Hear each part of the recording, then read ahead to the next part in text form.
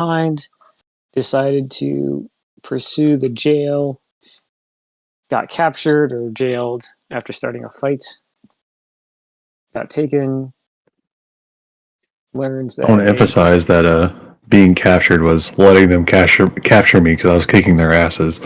That's what I was going to get to, is a mind flayer being so overconfident, thinking that they had everything, that then just suddenly started getting beaten by a little one-armed man with no arms in terms of weapons, which is very entertaining to see and very frustrating as a DM, but on the other side, very cool to see.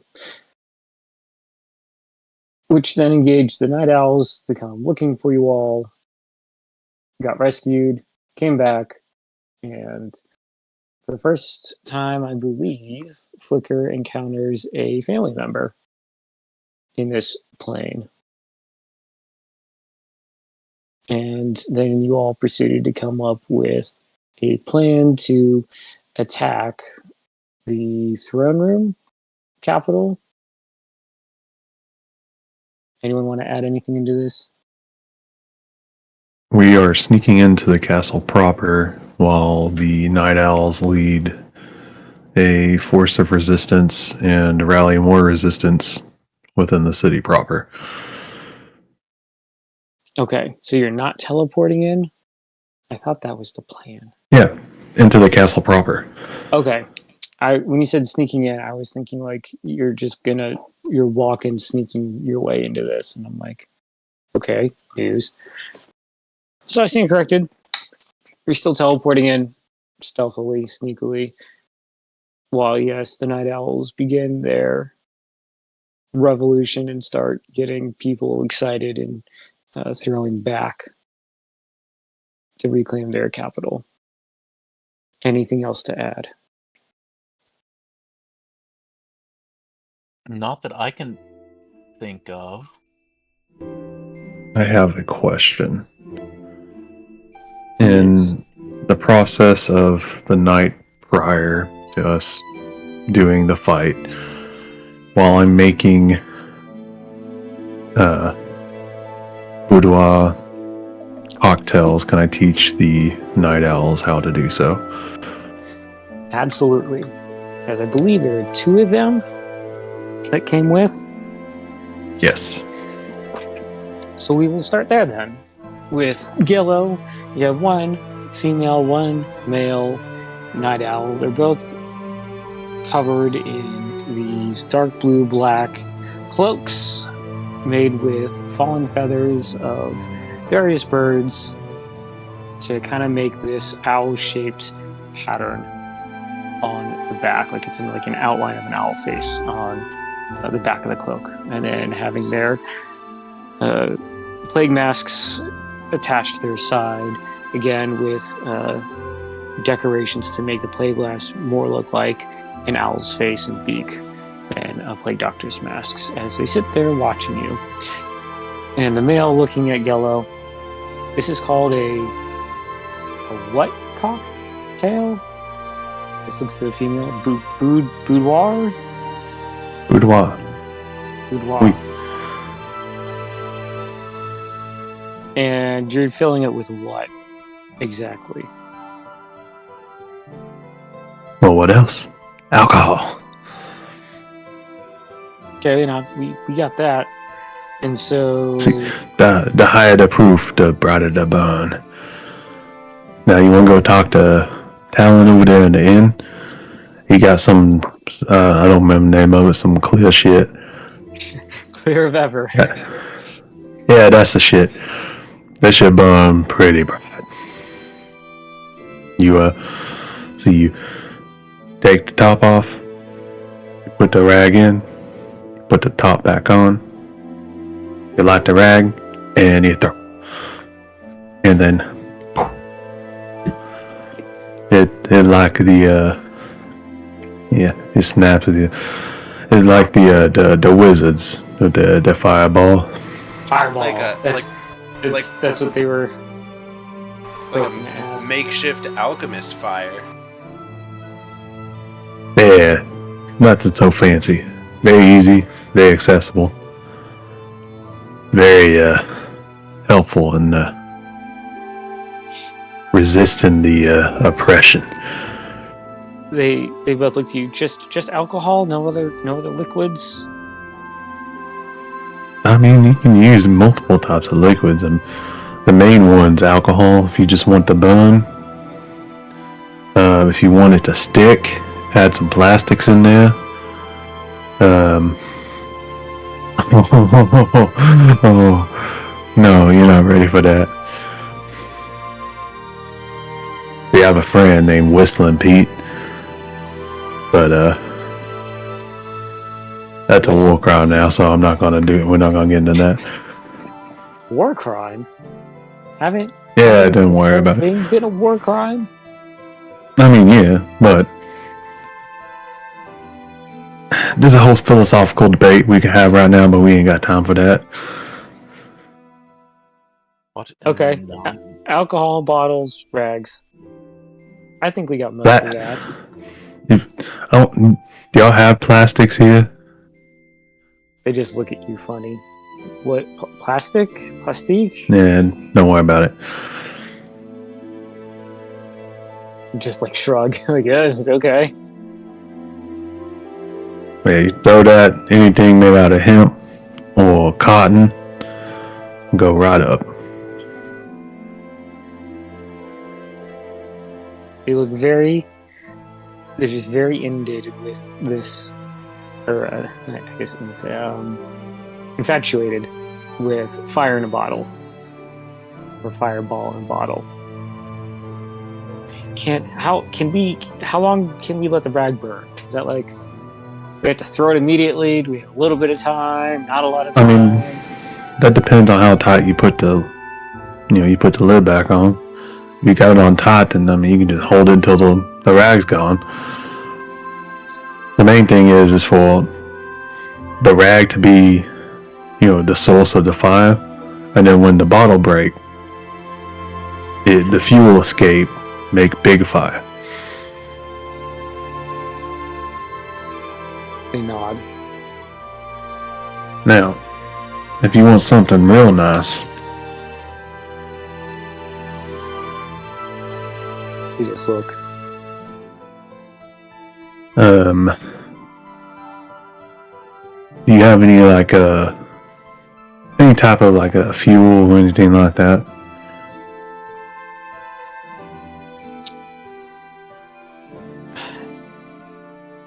It looked to Flicker. Wait, I assume Flicker's. I think I saw something about Flicker being around.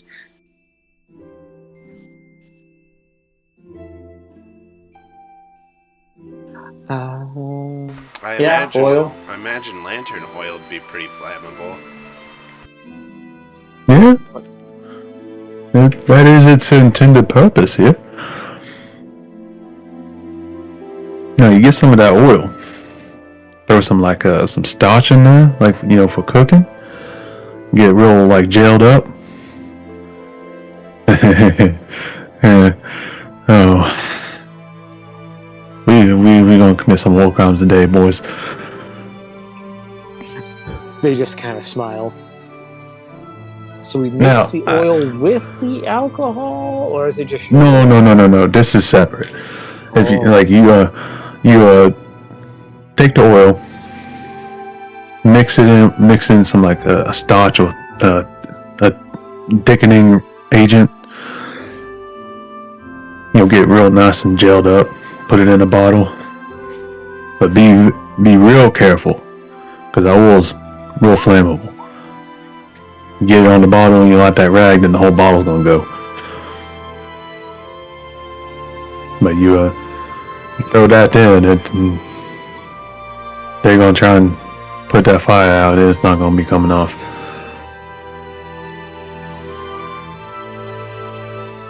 Listen, it's my thick accent.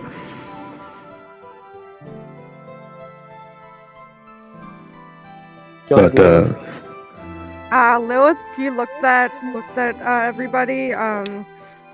Just to be sure we're on the same page, what is our rallying cry?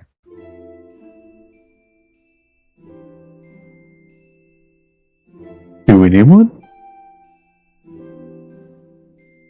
So I'm asking, do we need one? I was pretty sure this was a... Never mind. I mean, we're going in the back door. I don't think anyone else is going to hear us if we rally cry. No, I don't think we want them to. Yes, true. Not a good idea.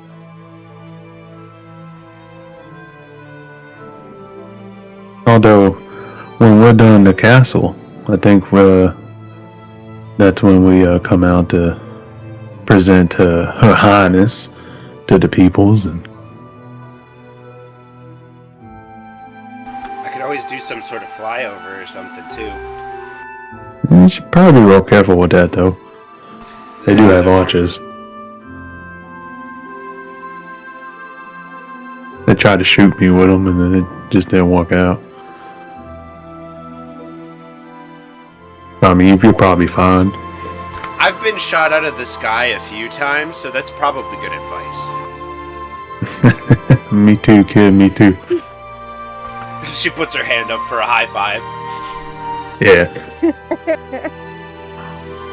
So one of the night owls, the female, just looks to you, Gello, because they're just sitting there thinking about taking in everything you've instructed them, and we have a lot of magnesium. Yeah. We used to start fires. Burns really bright. Can we mix that in?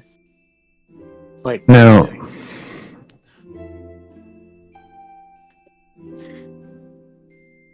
I think. I love your gumption. I think something that's important to keep in mind about all of this is we don't want to burn the whole place down. No. Controlled destruction, right? That is true. However, I agree 100%. we can rebuild.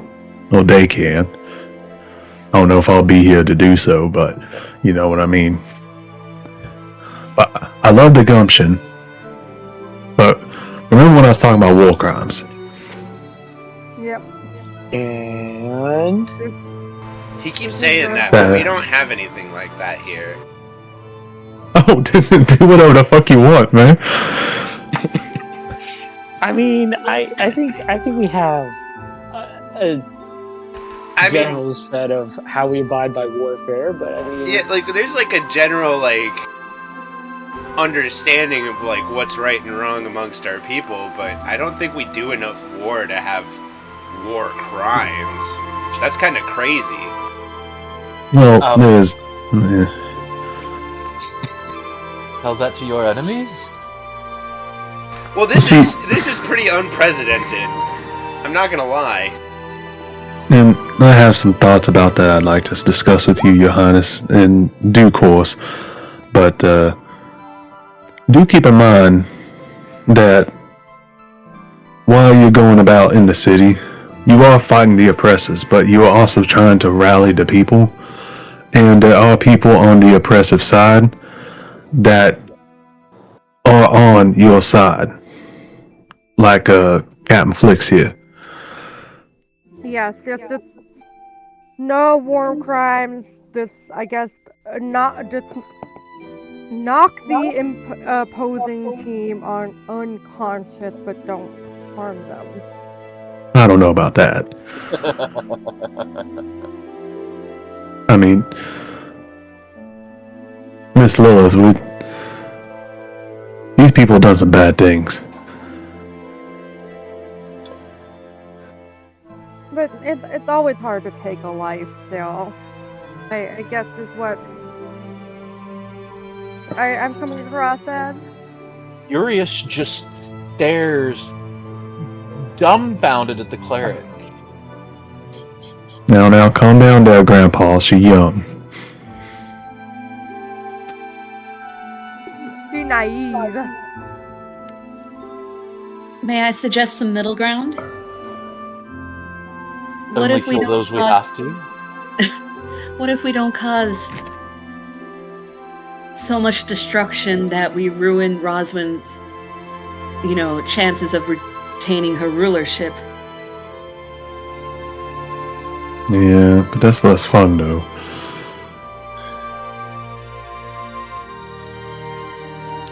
Now Urius stares dumbfounded at Fishboy. Flicker, what do you want again? Well, I definitely don't want to destroy my home, but I understand they've got themselves sort of built up with this jail and taking over the barracks and everything. So, like, I don't see a problem with attacking those places decisively, but I think that if we start a sweeping destruction, like Gella was saying, we could hurt people that are innocent in all of this, you know? I don't think that it's a problem for people to throw down these armbands and turn over to our side, you know? Sometimes people do things out of fear that you know, there's got to be room for redemption. It is important that they're turning over because they want to and not out of fear of dying if they don't.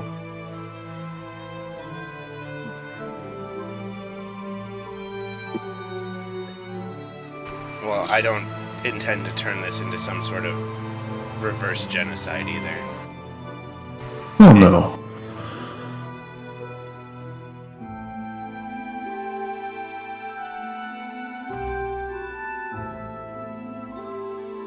People should always be have given the chance to surrender. Should they though? The male night owl just looks kind of with saddened eyes. There's been enough death and darkness here.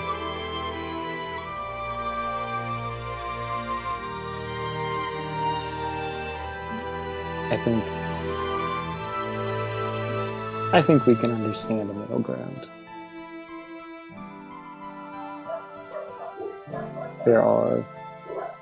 There's been too much already.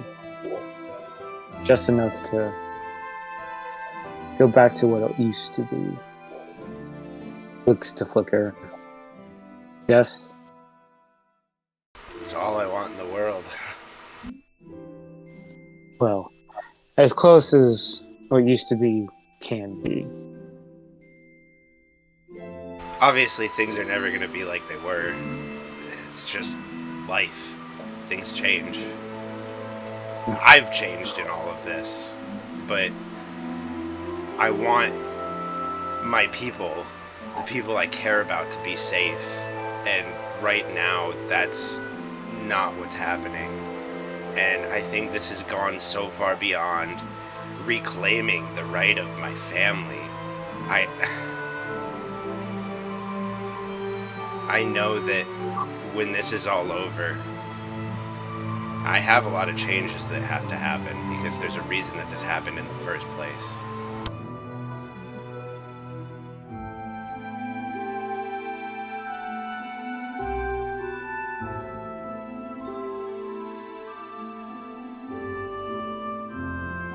Just take it one step at a time, yeah?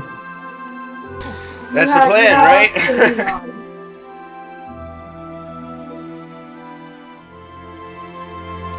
The two night owls nod, and they'll stand up.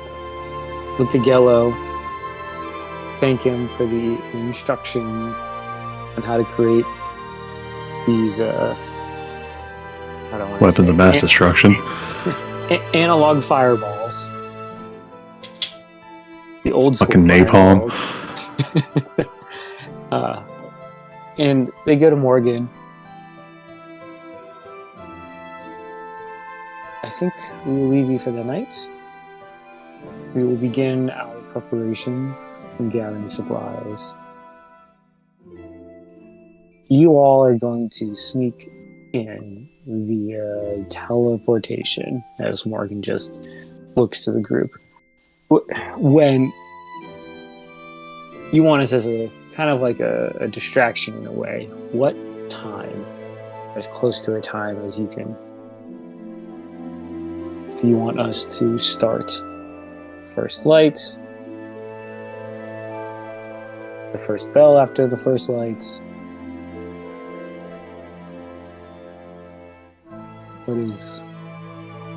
What do you wish?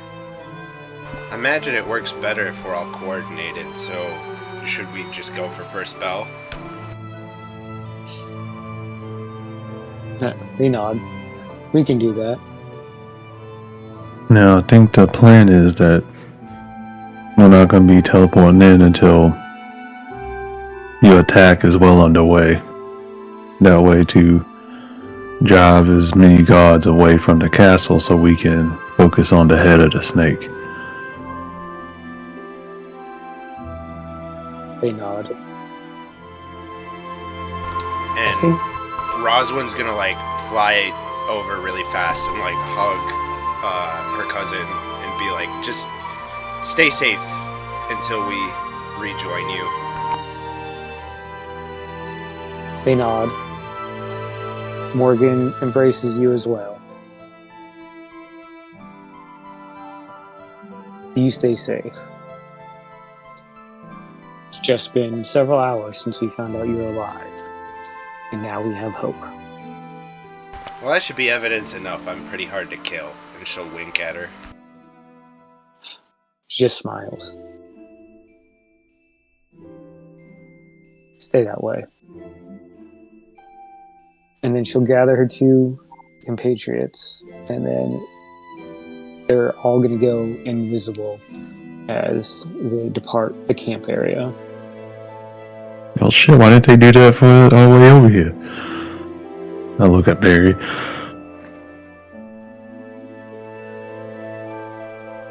We'll have to do it next time. There's always a next time.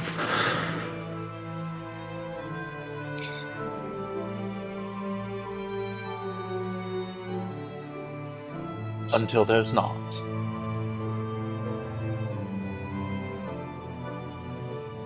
Oh, there hasn't never not been a next time. I mean, look at you. Yes, but there was a long stretch of not the next time between the two. But there was eventually a next time, yeah? It happens sometimes. So there's always a next time. You're just proving my point, old man. As long as we're not dead, we're winning. Yeah, that's my girl. You know, I don't bow to any crown, but I just might this time. You know, you fail, alright. You keep it up and I might have to knight you. Oh, let's not go there then. Last thing I need is fucking responsibility again. Who said anything about responsibility?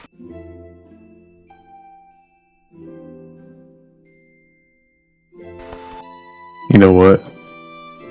We're That blue talking scaly bastard will have to call me sir? Hell yeah. benefits, brother. Benefits. I do love a friend with benefits.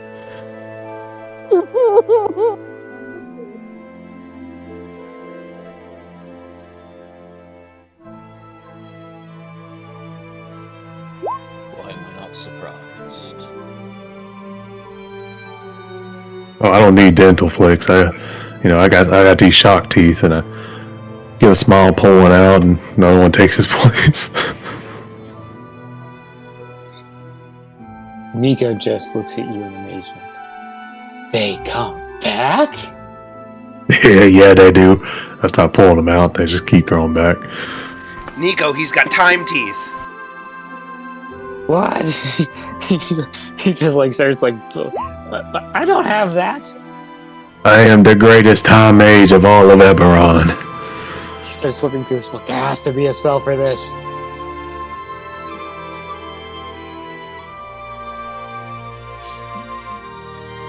As he's flipping through, he just looks.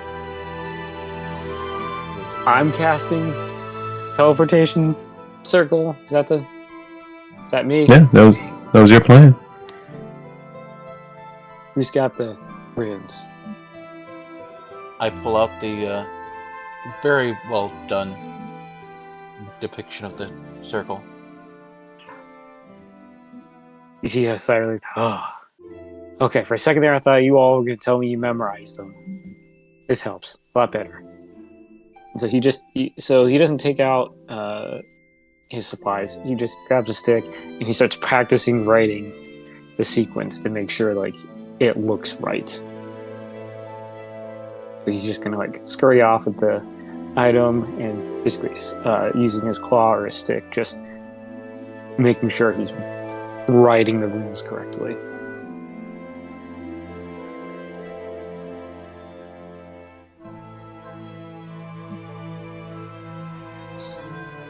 So what's the party gonna do the rest of the night? As Nico's preparing for that, I will also hand him the birch bark I've been carrying around, and I'll say, hey,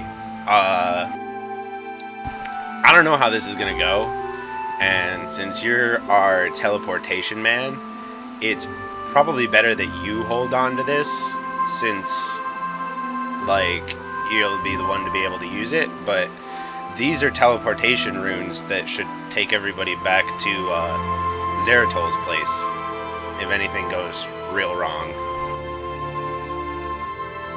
Whoa. He takes the birch bark, sees the runes, he's like, oh, what is this to the one in castle, like the center? I believe so. He's the one that gave it to us.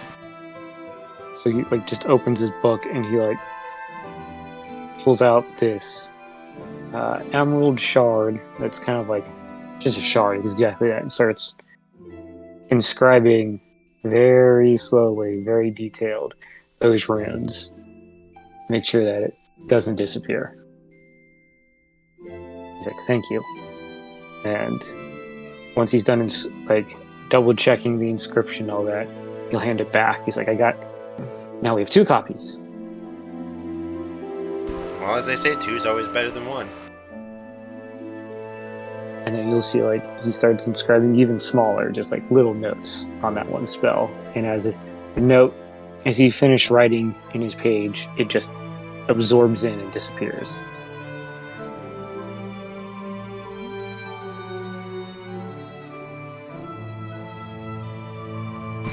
I think after that, she's just gonna like go and lay down on her bedroll and like stare at the ceiling.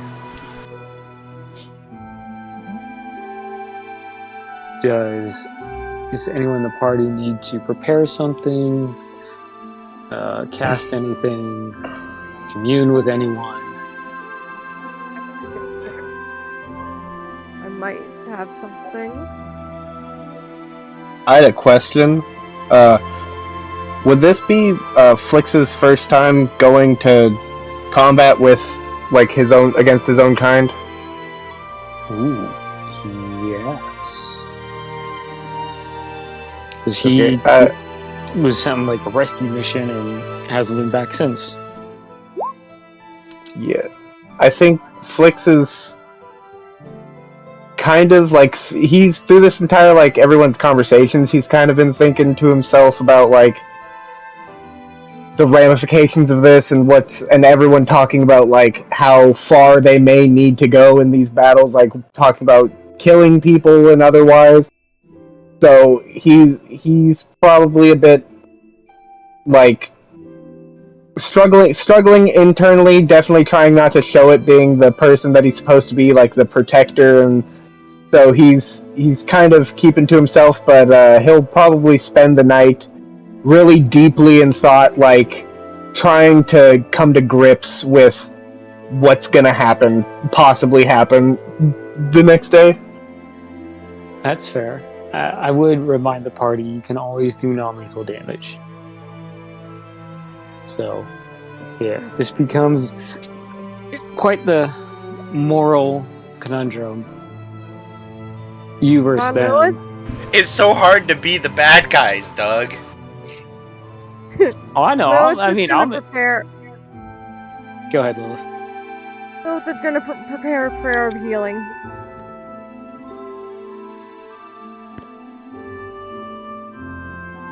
Okay.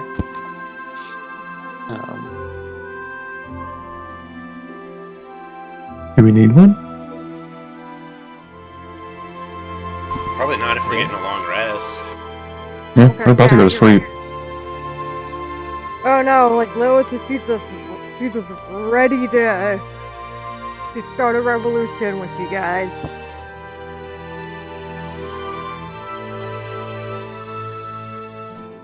Everybody got their orange slices. Well, I mean, you've got a whole deity that you're kind of rubbing elbows with. You could always ask them to help us.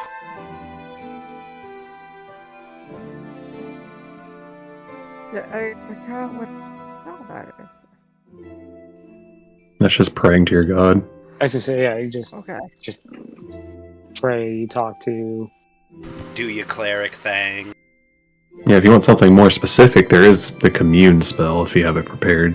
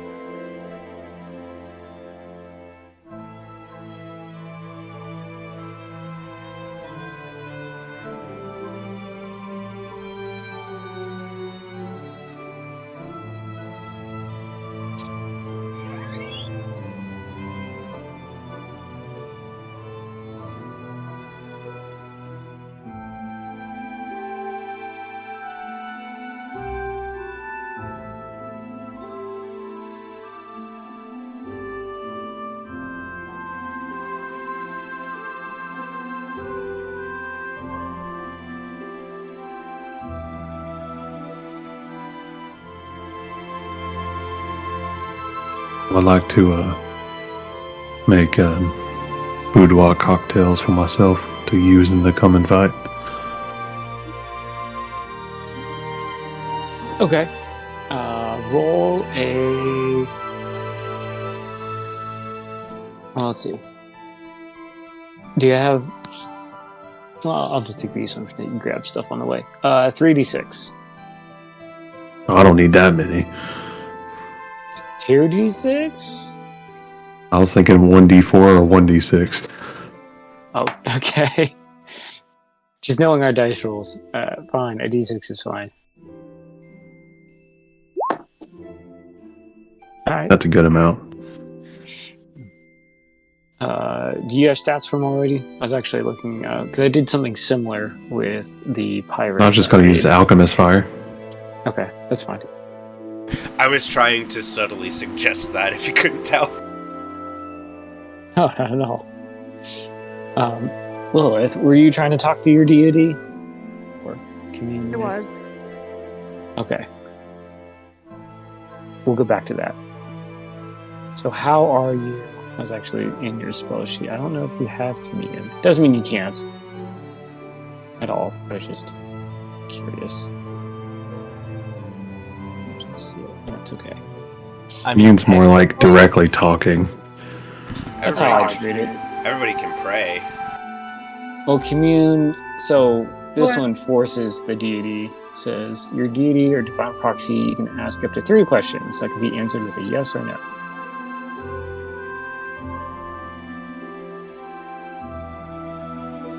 I need to think of questions then. Well, that's if you cast the if you cast a spell. If it's just like, hey, they may or may not respond. I guess does that make sense?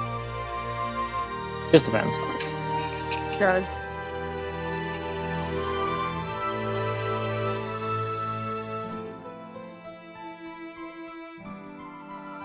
Dick. What?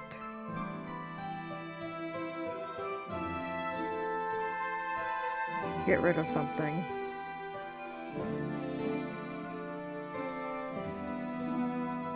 Is she gonna use her cleric ability to change spells when she wakes up in the morning to commune, huh? Yes.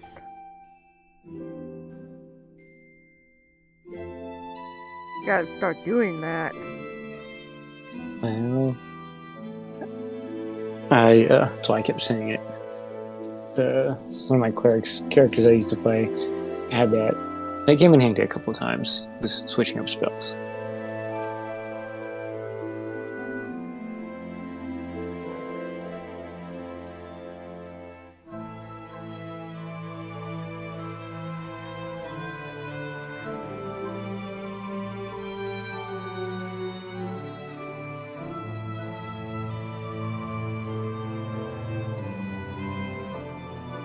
Urius is just going to sleep.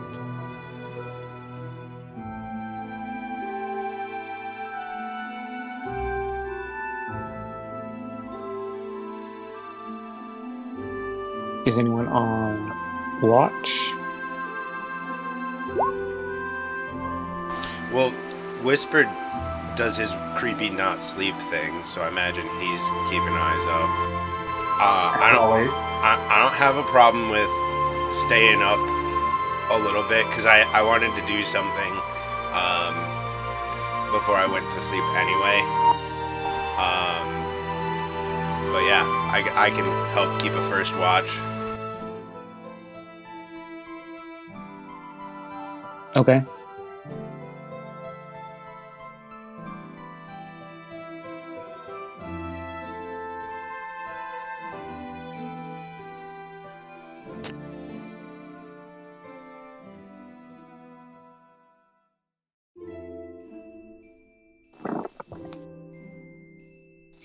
Lilith, are you casting Commune? Or do you not? Yeah, I didn't...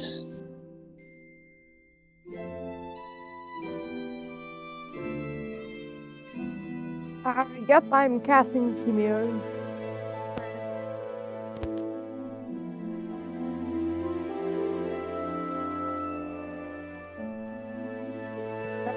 Think of a hard question.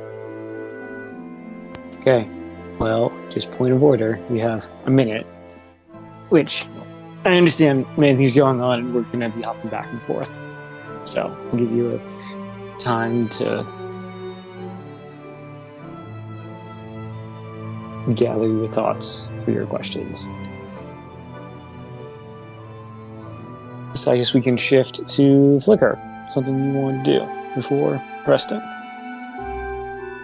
As I'm like staring at the ceiling, I imagine I like notice at some point that like Flix is like in his head, and I'm gonna like look around the room and like make sure that everybody that isn't keeping watch is like asleep at this point, and I'm gonna move over and sit next to him, and I'm gonna like sigh heavily and go, "It's a lot, huh?"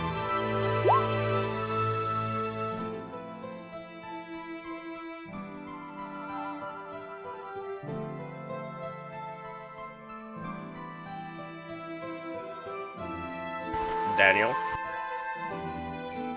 Sorry, what was that? Roswin's gonna sit down next to Flix, sigh kind of like heavily, and go, "It's a lot, huh?" A lot more than I expected when I was given the mission of retrieving you.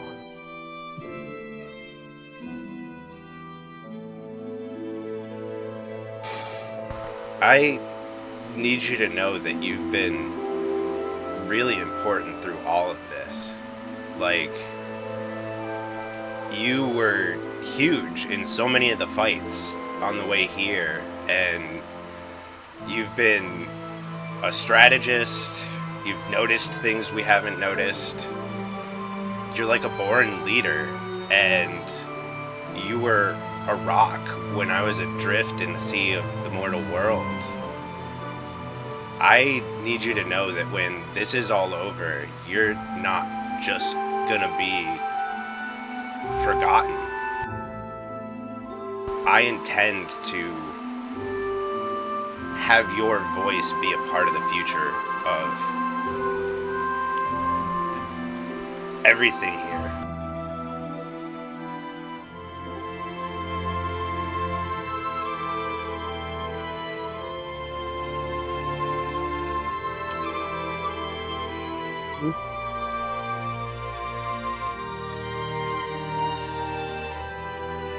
Well, I hope that voice can say something meaningful when the time comes, but I'm at a loss of words for what to say now.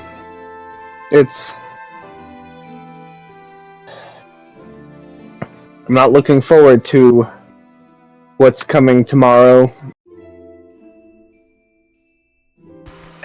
I get it. You know, you've never been a words man, but like, I trust you. You'll continue to be a rock. You'll be an asset in this fight. Your voice will change things for the better. The biggest problem that led to all of this was the imbalance between the courts, I imagine. Why did the Seelie need to take over? And I'm sure that many of the people who've been misled, who would happily come back to our side, they just felt lesser to some extent, and I intend to fix that. So, hopefully, because I know you're going to keep being my rock, you can continue to trust me.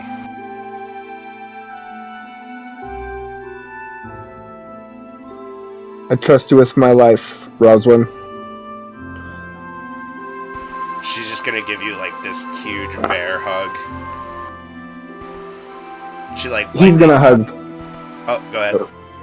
I was gonna say, he's just gonna return the hug.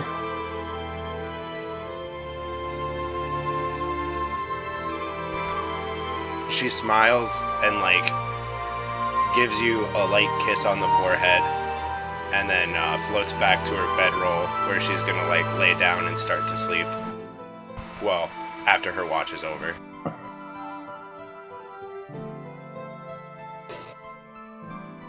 That'll actually really ease Flix's mind.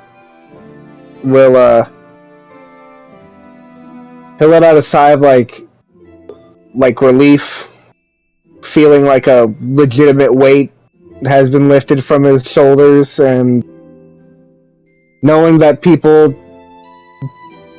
he knew people trusted him and relied on him, but hearing it and knowing are two different things. So actually being able to hear it from somebody that he, for like all intents and purposes, looks up to, even though he protects her, he definitely looks up to her, and so he's gonna hear that, and he'll be able to rest easy tonight.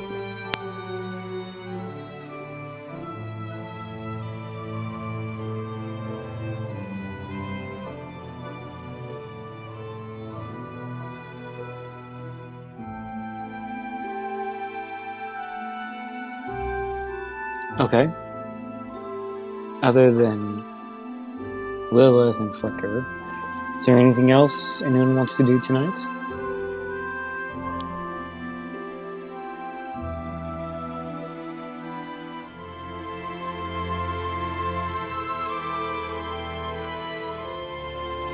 If not, I will go back to Lilith. As you cast Commune to speak with Kellen Dwarf, asking your questions.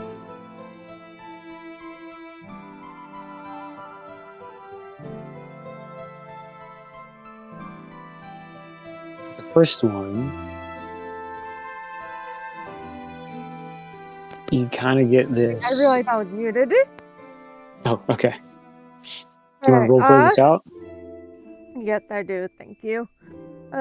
Lilith, she puts her hands together and with her forehead leaning into the prayer, she prays to Calvary.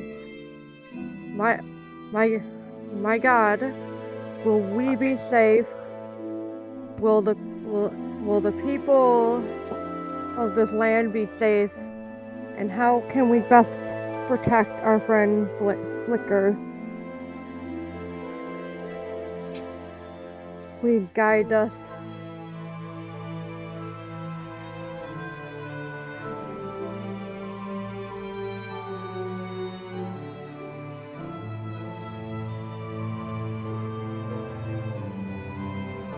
As you finish your prayer, you feel this cold presence enter your mind. Familiar, not foreign. As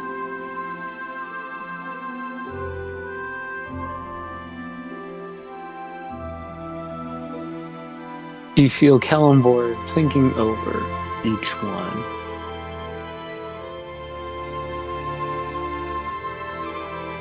Within the bounds of the spell, you hear a response. Yes. Maybe. And then the third one,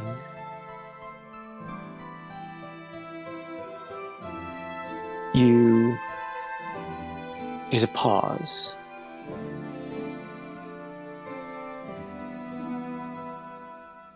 And in this very deep, quiet, cold voice, you just hear, trust her. As then the cold and the presence escapes your mind, as you can feel Kellenborg's presence leaving.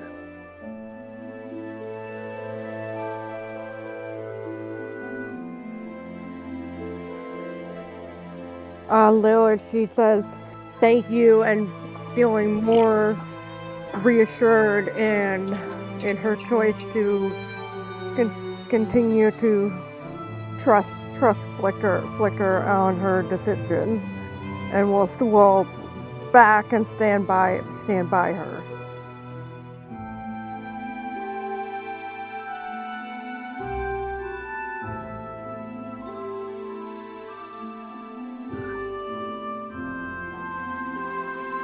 With that, does anyone have any further preparations or actions for the night?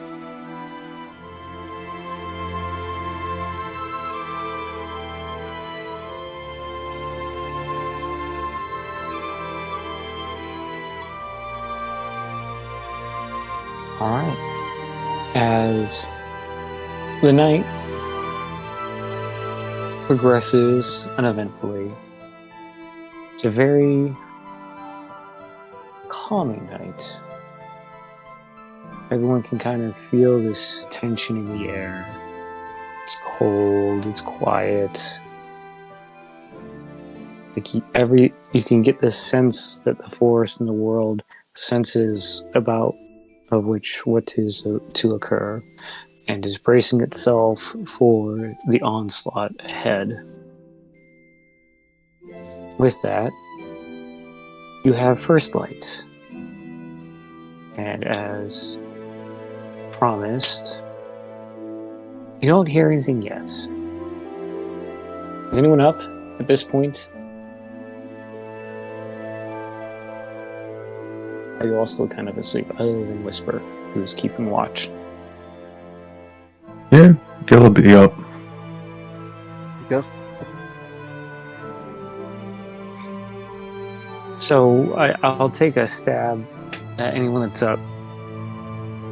What is always checking up on the castle ground, just kind of like that anticipation, right? Just that waiting. If you're doing something different, please let me know.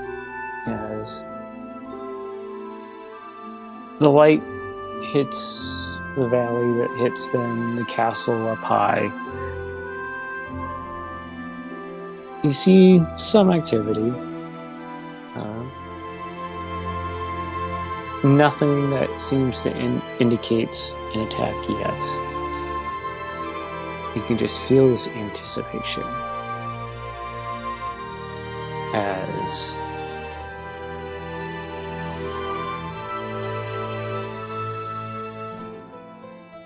you see guards starting to get their post. The front gate opens. And right as that gate opens, you just see this flash at the door. It starts quiet. But then, as you see the explosion go, you hear the rumble from an explosion. And then softly, growing quickly, this yelling. You see all these black capes, these black dots to you from this distance, appear. And then you see on the right-hand side, so you're upping on the map. Hold on. There we go. So you see ballista towers. These two here on the far east or the right-hand side of the map go up in flame as you hear yelling, very faint, screaming, and it just sounds like general chaos. As then the first bell hits, and then right after it's done ringing, you hear a warning bell. It's ringing back and forth, and the whole place just explodes with activity. It seems the Night Owls have started a revolution. Hard to tell exactly what's going on from this distance, but you can tell they're starting to fight. And it seems they have caught the guards off guard, unaware. What does the party do? Yellow just smiles and goes, "It's showtime." All right. Quick flicker notes before we fly in there. My dog, they have him in a cage. If you can get him out, he will be a huge asset on us. Puck, chain necklace. If we could dispel that, he might help us. These are all things to keep in mind while we're in the castle.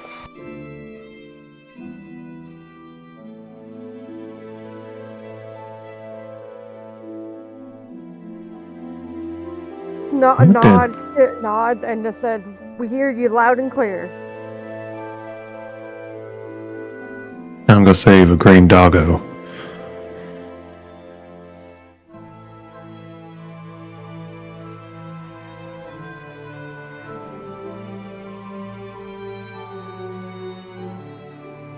As you all are talking, Nico pipes up.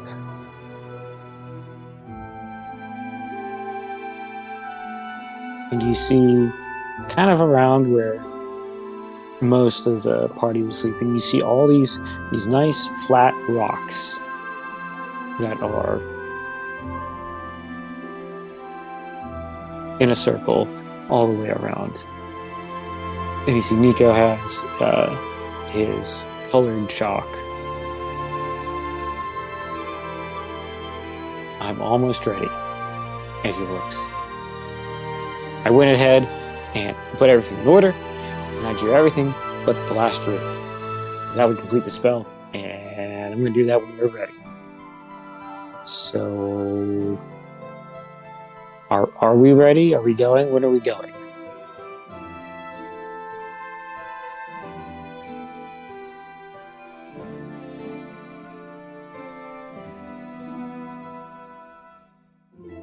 Well, I go now. I'm ready. As we head into this, thank you all. You know, I may have lost my family, but like, after this, you're all always going to be family to me.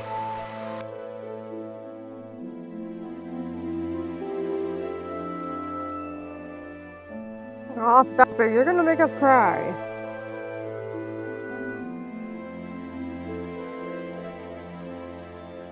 She smacks her staff against her hand.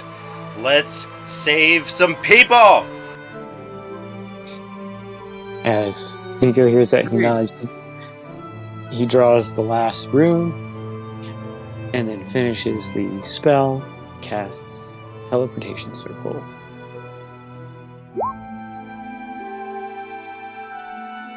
I believe I cut someone off. Who was it?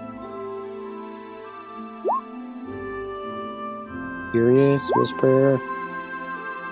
Nope. Okay. As Nico finishes the last room, you see this blue shimmer between all the rocks in the circumference. And as it evens out from its original casting, it then clears out, and you can see the throne room in the center. And Nico just is kind of motioning. I think it worked. Tell you what, I'll go first, just in case. And he'll hop through. And as he hops through, you hear a blip. And then from the other side, you can see him standing there, and he just sticks his head back through. It works. There's no Yeah, we got like 6 seconds to get through here. I'm gonna hop through. Blix is gonna step through. Urius walks in.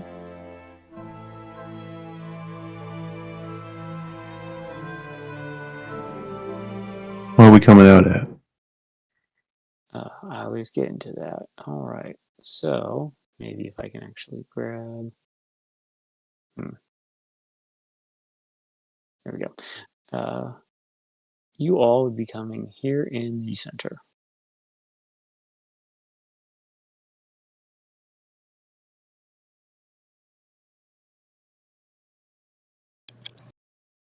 So, for those that have been here before, to you, nothing seems to have changed.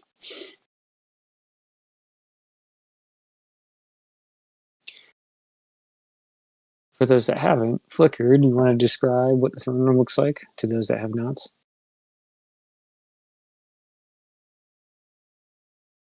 Yeah, the floor is sort of like opalescent in the like trimming. There's a lot of like natural scenery, plants growing into like structures. The like molding on everything has like little like fairy tale style drawing art done into it, like you'd see in like old timey fairy tales like Grimm's fairy tales or Arthurian legend and shit. There's like a sort of like Celtic aesthetic to it a little bit too. There's 3 thrones of like big one, smaller one, and then a tiny one that would have been the size for Flicker.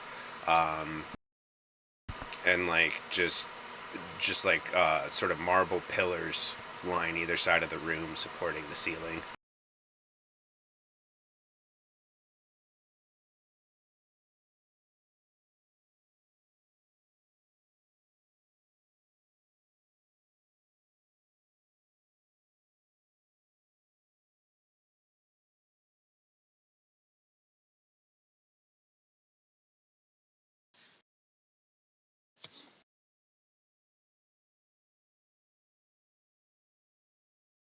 You know, why not? And I'm not gonna be in my normal dress either. I'll just be like wearing my, like, instead of having my dress over my armor, I'm gonna like wear my dress under my armor. So like I'm in like battle armor with like my tiara on, and like I've got my scarf on. Like I'm fucking ready for business. And then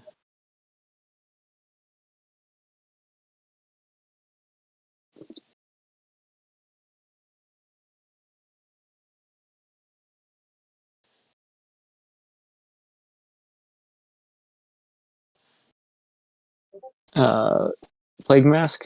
Where is it?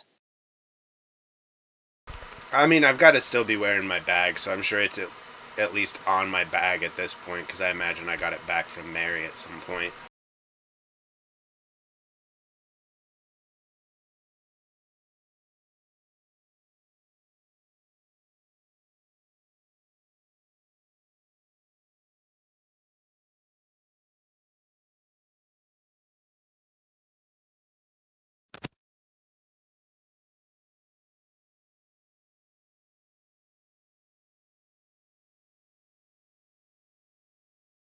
Okay.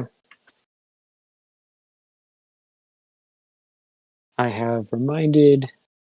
So apparently, I lost track of when this ability gets gained, but someone has divine intervention now unlocked.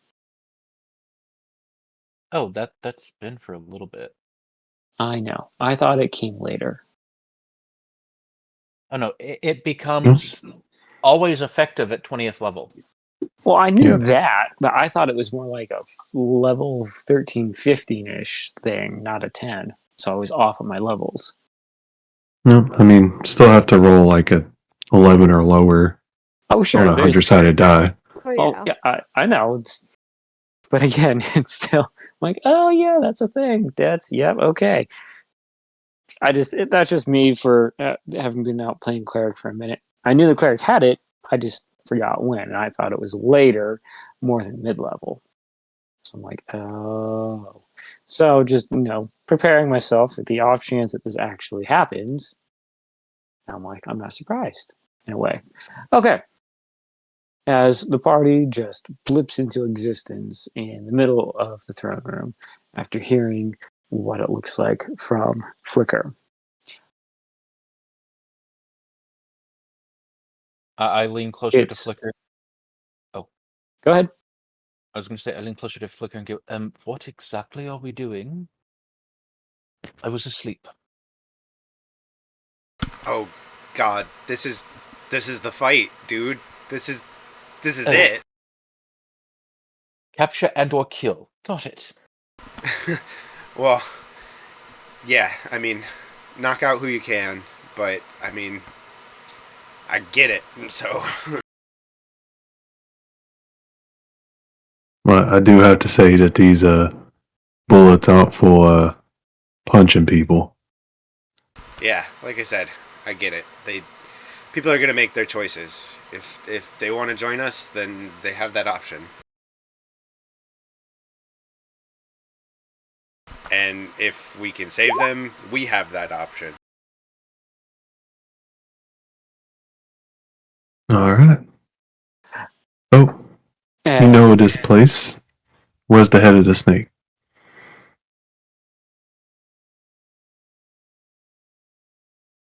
Do we see him at all when we get in here, Doug? Not yet. So that's what I was going to get to. As you all blip in,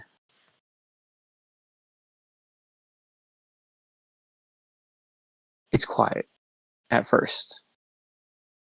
You don't hear, see anything, and then you just hear some quick pattering of feet. You hear wings flying, and you don't hear Phantom, but you just hear this talking about they have attacked, they don't know who, and you're just talking back and forth. When someone says, "Hey, what are you doing over there?" As this one little red cap comes in from the side, already has their sword out. She says, "Hey, what? You're not supposed to be in here." I shoot him. and I'm gonna go, well, I guess we got our answer, and then I'll yell, Phantom, show your cowardly ass face! All right, I was going Hold to go on. with we got lost looking for the bathroom. Let me get the turn order in. Yes, I will remember to clear it. It says it's clear now, but give me a second. I'm just gonna absolutely make sure. Okay, go ahead and roll your initiatives. Woohoo!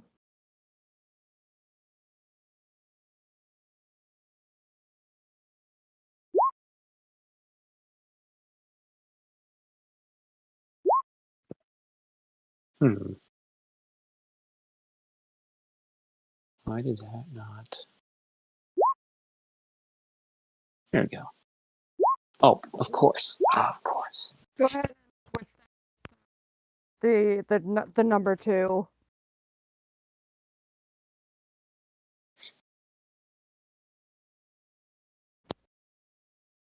Man, that time dragon taking his time. I mean, he got you there. That was the point, right? I think that before the shit hits the fan, too, I would look at him and be like, make sure you stay safe. If anything goes wrong, you need to get them out of here. As Nico, like, who get them? Like all of that? Just everyone? Yeah, that's what you mean. Everyone you can. We all do our best, right, bud? He like kind of has a smile, like yes. Just there's a lot going on. She'll pat him on the head. I get it, buddy. All right. As this red cap starts talking, a few more are gonna appear.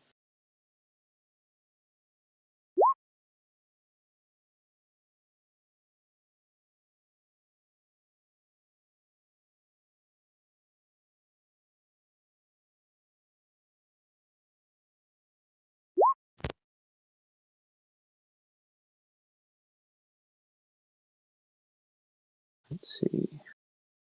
Okay, is everyone's initiative okay?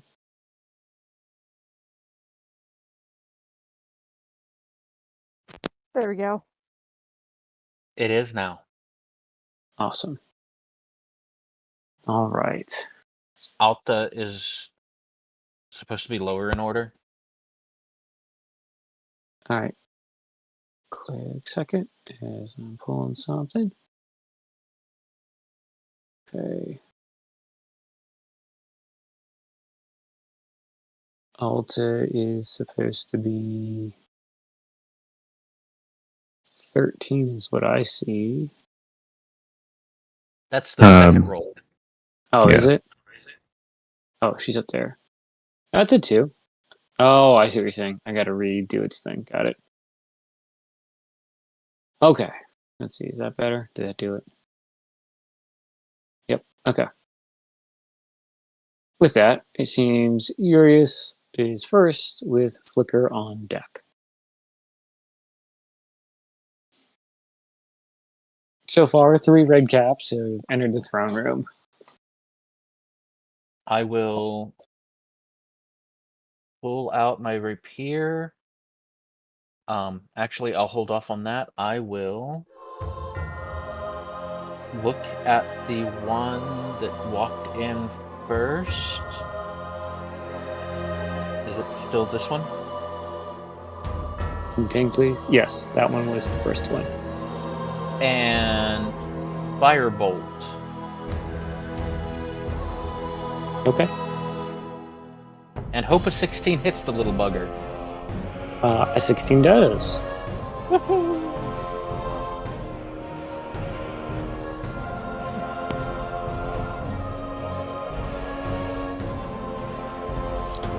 Roll your good lord. Okay. Solid hits and damage. As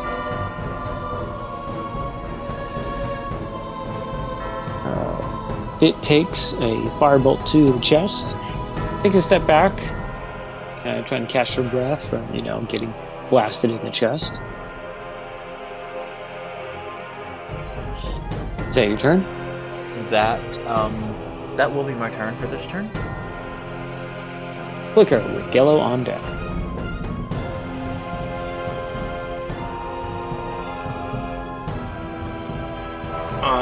I am going to hit the one that Urius just hit with an ice knife. Okay. So that is this one.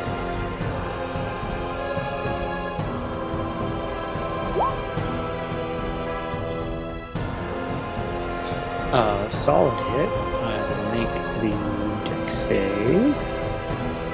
So yeah, this blade of ice flies out of her staff, nails the guy, and explodes on impact. So the deck save is both of them dodging the shards.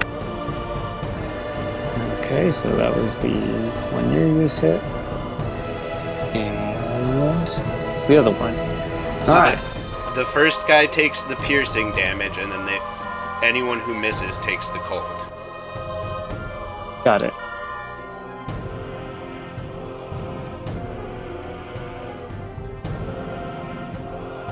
The other one made it, so he'll dodge that one. Is that your turn? I will end my turn with a shout of, "We're taking the kingdom back! Join us or fall!" They just kind of sinisterly laugh, like, yeah, no. As we pass to Geller's turn, with Ariana on deck. I'm gonna just be like, as I get up on this couch and be like, I love it when they choose to fall. And I'm gonna be shooting all three of them and then hitting them with the slow effect. Okay, so which one's first? One all the way to south. Got it. And I'm gonna be going clockwise. Got it. So this to him.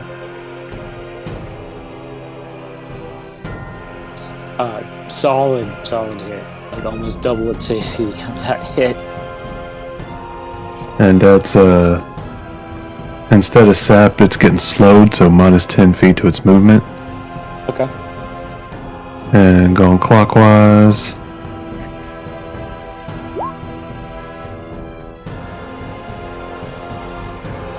Also solid hit. Also slowed. And final. Ooh. That also hits, yes. And also slowed. All three of them have minus 10 feet to their movement speed. As you hit that last one, it looks severely wounded at this time. Burnt, crispy clothing, now it's got a bullet wound. It looks awful as these wounds are bleeding all over the floor. Is that your turn? That's no.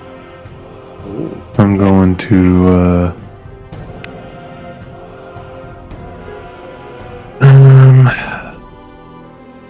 you know what, yeah, that's gonna be my turn. okay. What color does it bleed? Red. Ah. Ariana, Whisper on deck.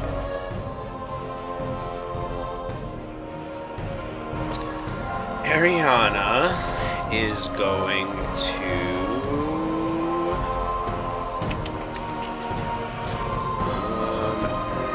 she'll cast Bless on Gello, Mary, and Flix.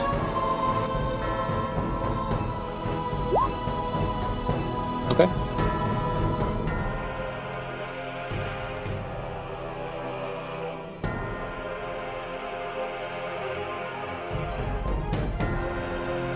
And then she's gonna step up and be like right next to Rosman. Okay. After casting Bless on those targets, Whisper with me on deck. Give me 1 second. So he takes to the air. Okay. Flies over to here. Actually, to there.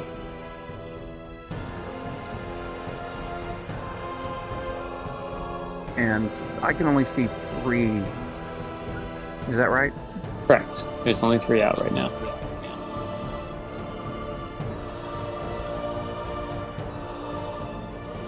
Well, then I say an Eldritch Pulse to each of them. Okay.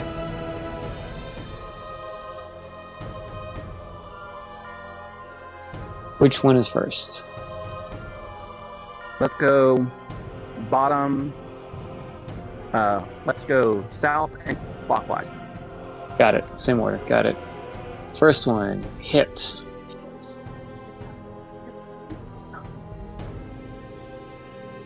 Second one. Second one, hit. And does the third one? And the third one, hit. And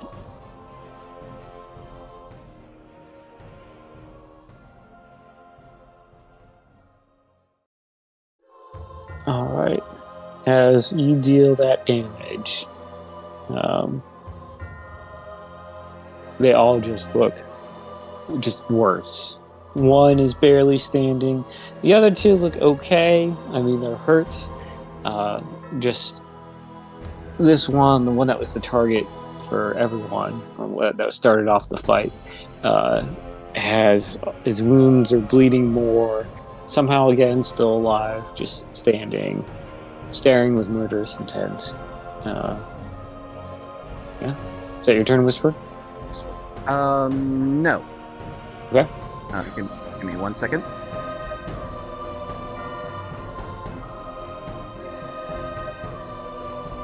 Just to be an ass, I spend 2 sorcery points to quicken a magic missile spell, Okay. and spend 1 at each of them. All 3 of them, or just 2? All 3 are still standing, right? Yes. I thought you said only 2 missiles. That's all. Sorry. So I'm clarifying. I said 1 to each of them. Understand. All right. Send it. And we'll do it the same way, bottom, clockwise.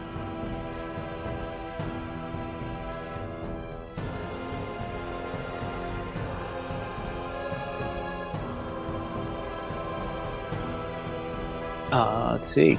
Hit. Still standing, the one again somehow. Still barely up in the single digits. That's fine. Okay, but now I'm done. Got it. It is Redcap's turn, and this is going to be hilarious because of slow.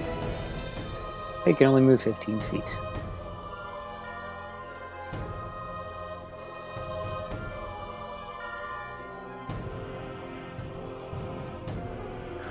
Shot them in the fucking thighs.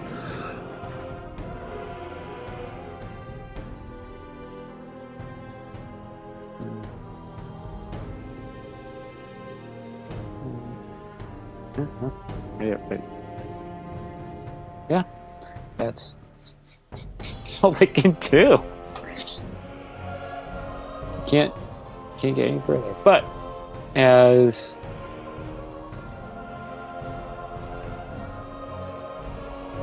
they take the movement, they just start yelling, "They're in the throne room!" as loud as they can. On to Flix. Alrighty.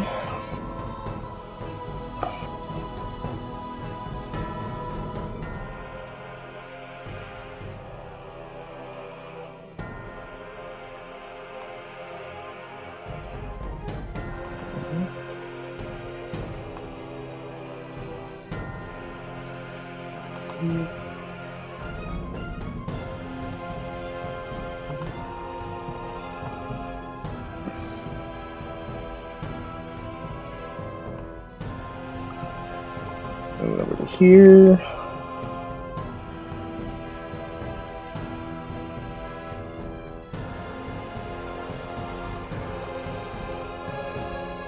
And then going to attack this red cap in front of him. Okay. Oh, that is the one that is barely standing. I mean, single digits. He was the only one I could get to.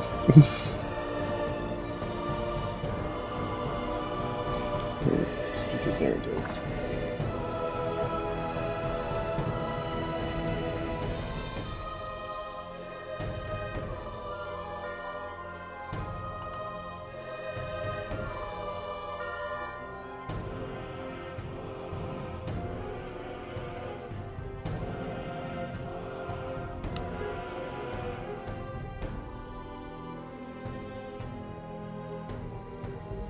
Well, despite your impressive strength and weapons and this poor red cap's lack of health, he's able to dodge your attack. Barely. I got 2 of those, right? You should have 3. I hope so. At least 2. Yeah, I think Flix gets 3 attacks. Yeah, at level 11. Oh, you're a straight fighter, so you should. Unless you've multi-classed somewhere in there.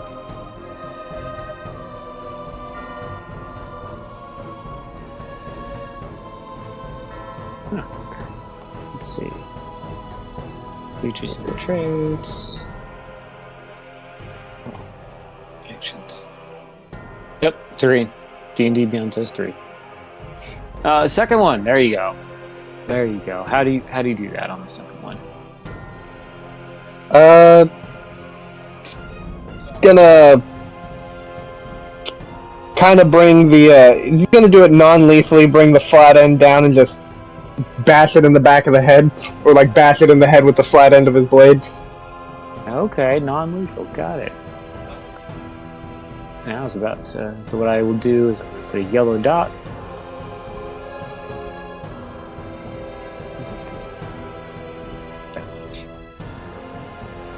And would I be able to use my last action to enlarge myself, or no? I doubt it. No, that's a full action. Attacking Yeah. is your Okay, full it'd be an action. attack. Okay. Yeah, your 3 attacks are your 1 action. Well then,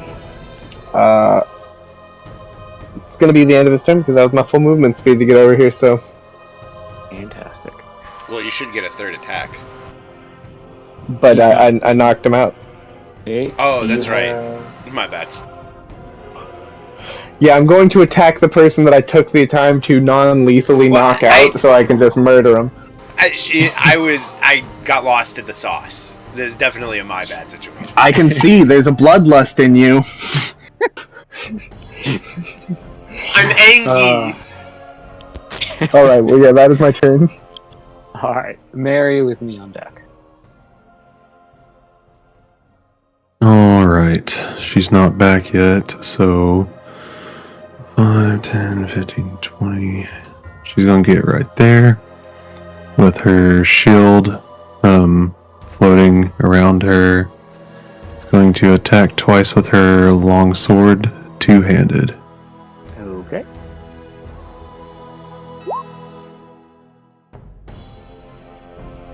Five.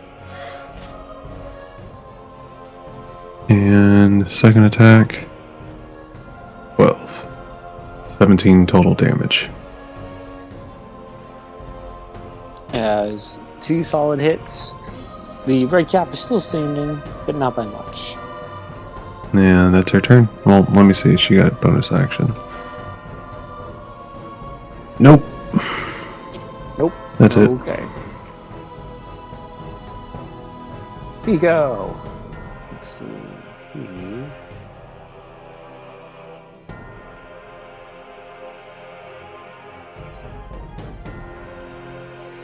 He will fly over, and in doing so, casting flicker. We keeping him alive. Do your best about it, bud. If you can, you can. And he will then make 1 attack, non-lethally. Let's see if that does it. Yep, that'll do it. Alright, so swing. And this medium-sized dragon just knocks this red cap out. As he turns to Flicker with thumbs up. She gives him back, like, does a little, like, jig. As we move to Lilith, with Urias on deck. Alright, Lilith is just gonna move to be right behind Flicker. And at that point, she claps her hands together and then, like, out of a loud boom, a spirit guardian starts to hover around her 15 feet.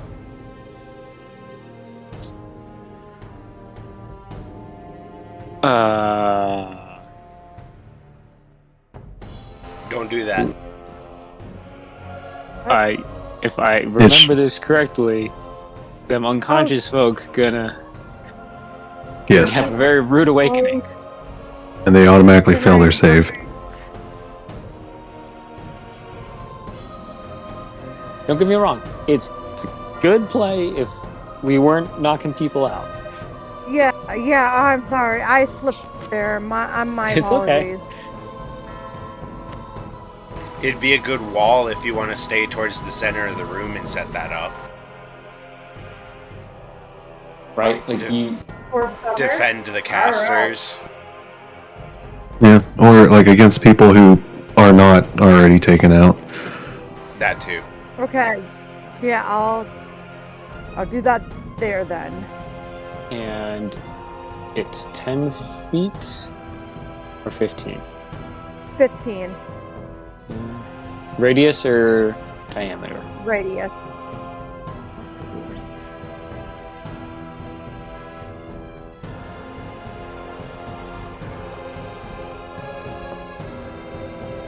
See, I'm learning. Oh. Can everyone see the red circle? Yep. Nope. Yes. Oh. Well, how do I make the red circle visible to everyone? In the settings on Lilith's character sheet. Yep, I'm there. I have a tint color. I think there's like a box you can click or something. To make it This visible. hack. Oh, okay. Player permissions. See, edit. There we go. There we go. Now we can see it. Got it. It was in the little 3 dots next to it. All right. So, Spirit Guardian's up there, front and center. Lilith, what else are you doing, if anything? Lilith just looks to her friends that are within radius and like just says, as long as you're here, you're safe. And that'll end my turn. All right. Hang on.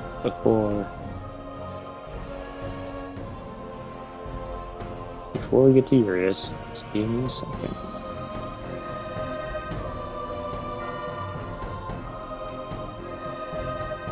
Top of the round shenanigans. Always top of the round shenanigans. These things are going to appear. Oh no, not the kitties. I can't fight the kitties. They're just harmless. They're just doing what they're told.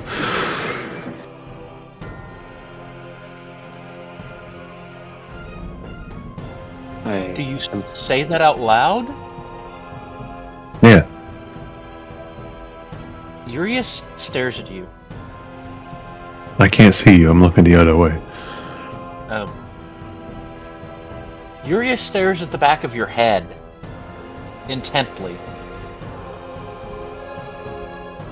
Alright, let me just get them added to the initiative tracker, and then we'll be on this space. And ooh.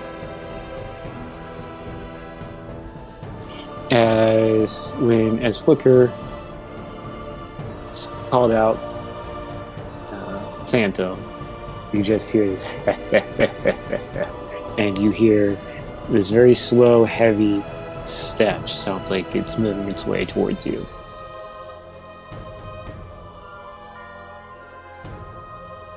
Urius, you are up, followed by me. I will look at the 2 displacer beasts that are closest to me. Okay. And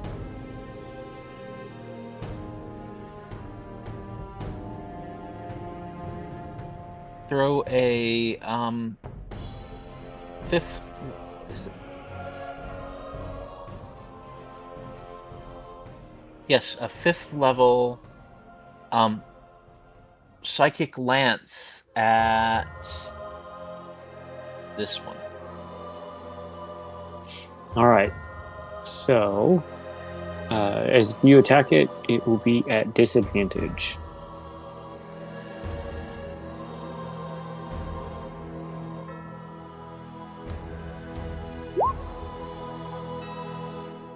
has to make a 16 int save.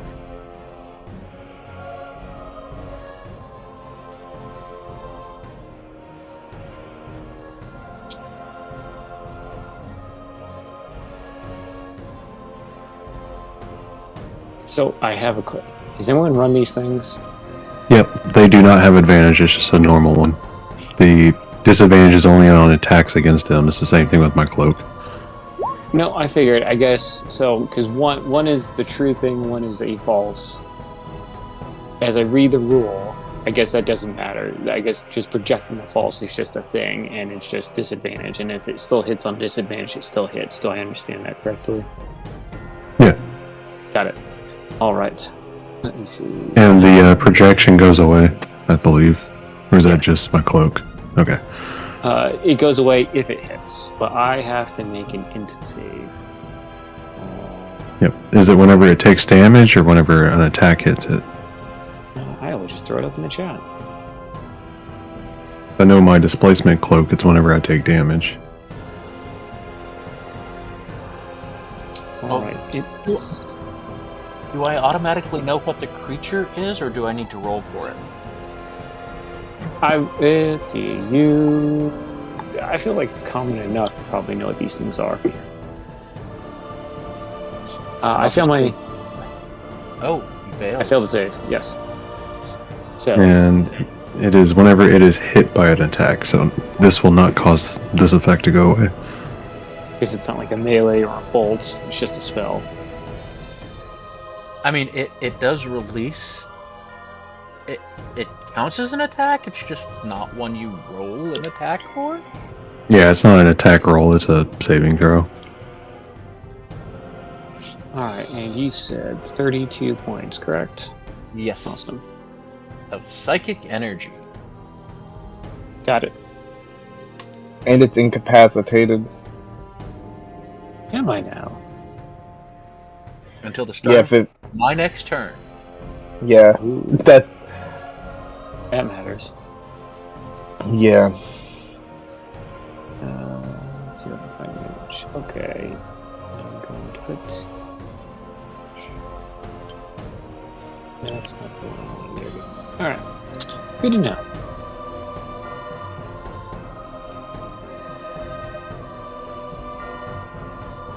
Alright.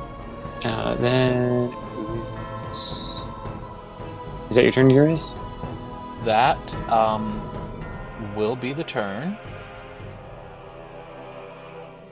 No, actually, since we've got bigger, badder beasts, I am going to shoot an inspiration to Mary.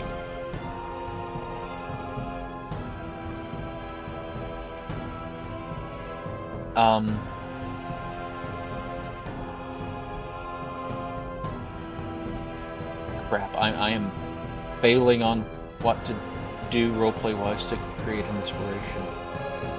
You get them, take them down.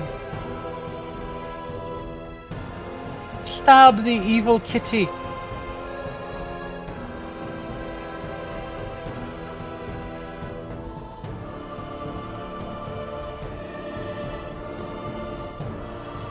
Is that your turn?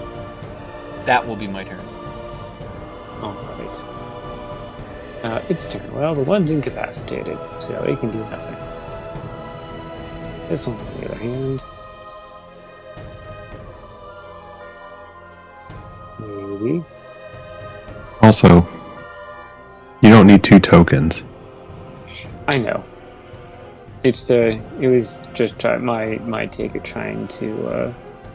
Because it's not projecting an additional one.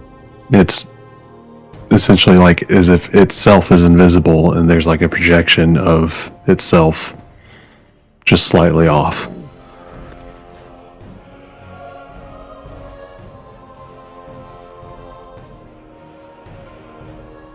There's not 4. So don't worry. Or worry, up to you. Alright. So this thing is going to come running towards Mary. And I'll go. She has a high AC. like 20 something. That is correct. It is 20 something. 24. Good lord. Okay. 1 bite, 2 tentacles. So, bite. Miss. 12. Miss. Tentacle number 1. Tentacle Miss. number 2. Miss. Alright, that's its turn. Flicker. Gello on deck.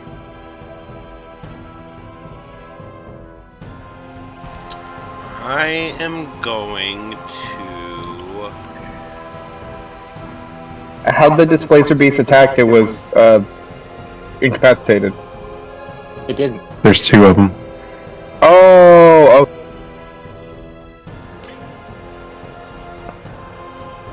I got you. Don't worry. All right.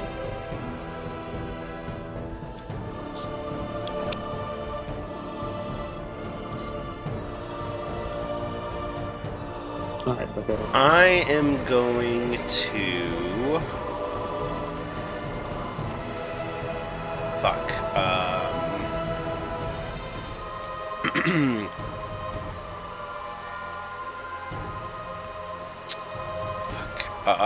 I am going to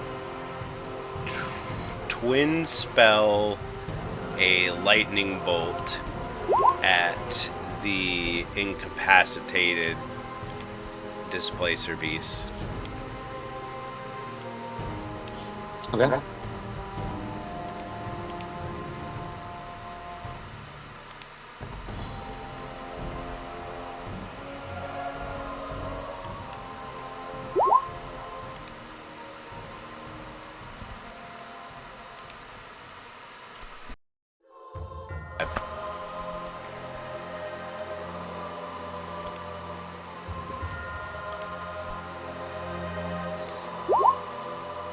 Let's see. DC 18 dex. Alright. Save. And it's twin, so there's 2 of them. Well, I make the first one. Is it all or none?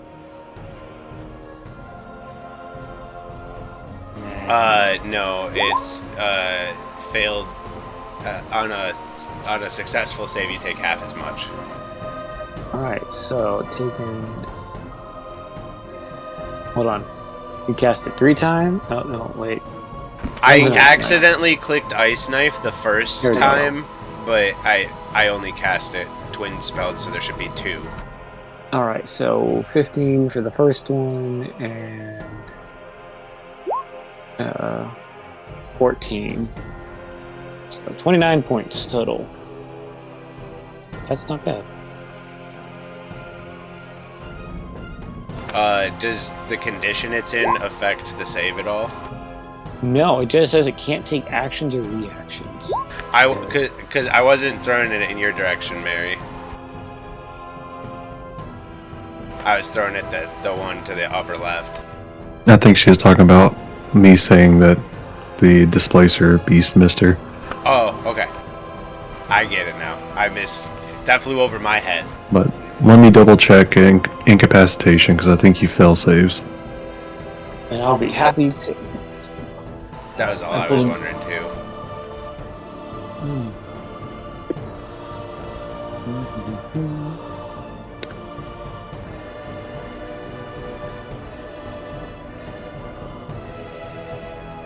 Nope. Just can't take actions or reactions. Sounds fly. I feel like that's misleading for the title of incapacitated. I would think you couldn't make it a saving throw. It's like I'm like pass out on the floor, make a saving throw. Okay. But He I can't flopped like a fish out of the way. But okay, them's the rules, I guess. Flicker, is that your turn? That's all I got, boss. Gello, followed by Ariana. Oh, little mother kitties, you don't gotta listen to that phantom guy.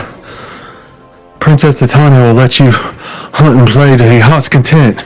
Join us. And that is me pleading with these displacer beasts to join us is my turn. And I will make any type of roll as my action. Little known fact, Displacer Beast is Yellow's favorite animal. Okay. Persuasion check. And see that's a charisma based if I remember correctly. Alright, and insight is wisdom. Yeah, I'd make an insight to see if you're telling the truth, right? Yeah, I have or you could just set a DC. Yeah, make a persuasion check. I'm seeing if I got anything that can help me, and I don't. But what I will do is, because of what you did for your action, take a inspiration die, because that's kind of cool. I get one anyways.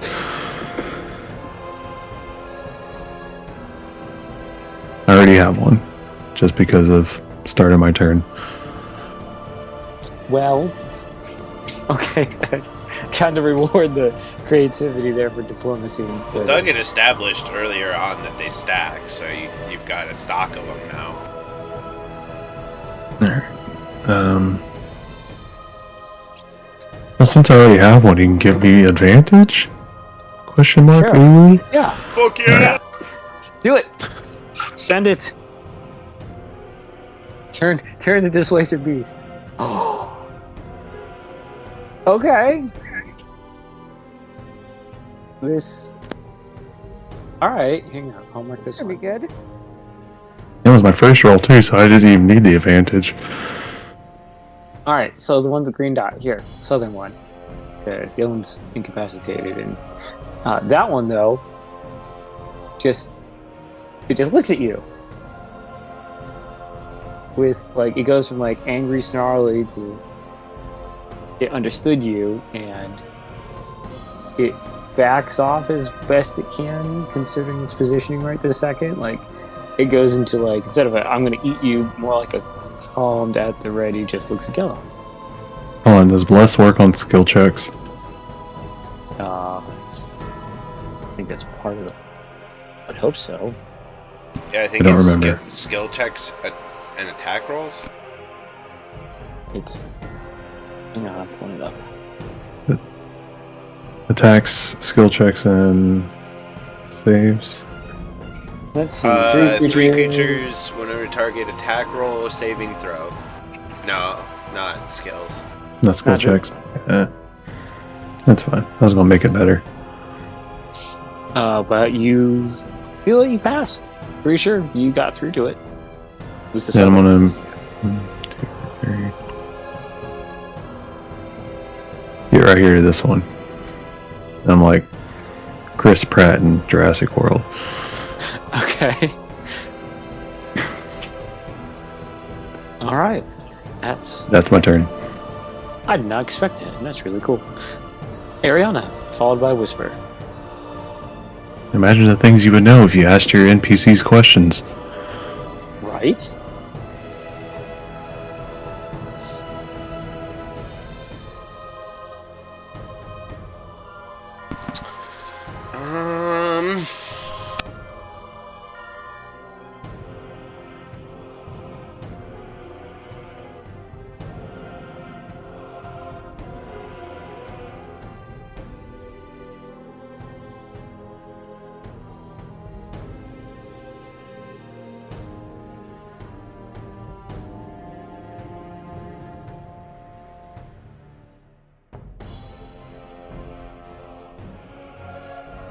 She's gonna waddle over here and attack with her mace non-lethally against the red cap.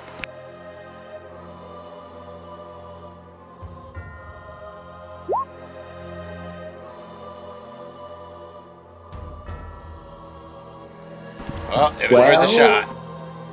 As you shake off the the dust and the little bit of surface rust from the mace and take a swing, it's a miss as the red cap is able to just dodge and kind of laugh at you like, ha ha ha, you don't even know how to use that. pretty sure I don't recall Ariana ever using the mace yet. So She's just gonna look look at him like, what the fuck, man?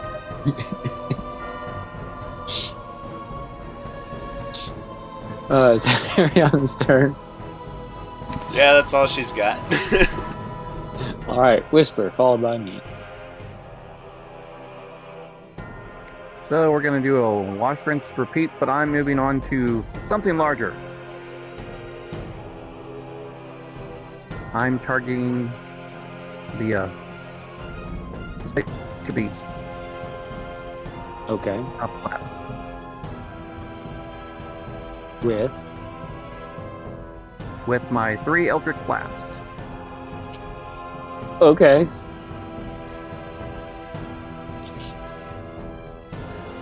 Well, I think that one's a miss. Yeah, and it's incapacitated, so it can't do anything. So, and it would have normally missed as well. That helps you. Barely missed. Yeah, that would hit. Solid hit there. Okay, so And solid hit again. and give me 1 second.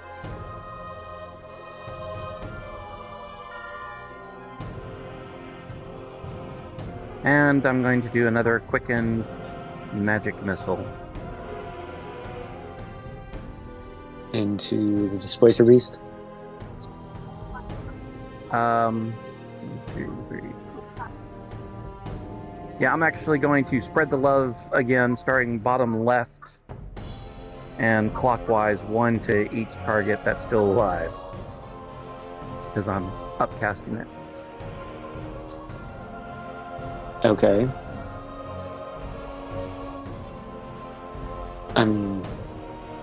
Seems like Gale had a plan there to attempt to tame some beasts. May have worked on one. Okay.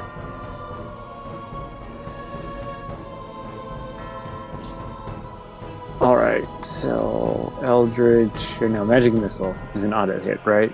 1 to each. Good lord. How many are you casting here? Well, I upcast it, so that's 5 missiles, 1 to each. There are, 2. Okay. Correct me if I'm wrong. If they're incapacitated, they die. They die.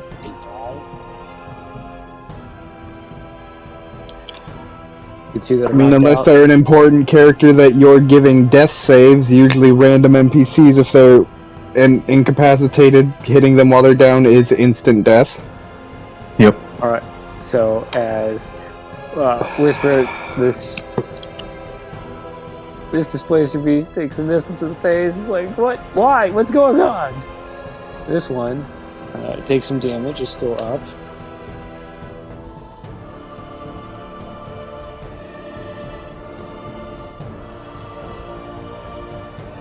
Let's see.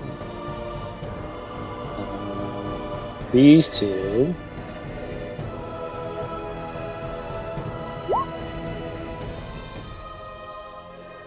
Since they were knocked out, and then just take a missile. And this one is still unconscious. Still up. No, incapacitated. Sorry, is the word I'm looking for. Still alive, though. All right. Red Cap turn is going to. Oh, I'm sorry. Whisper, were you done? Well, no, I was just moving back toward there. Now I'm done. Okay.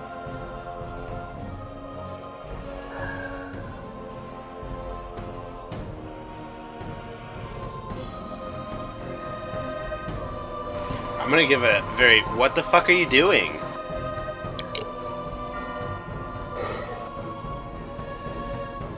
I mean, fuck the plan, right?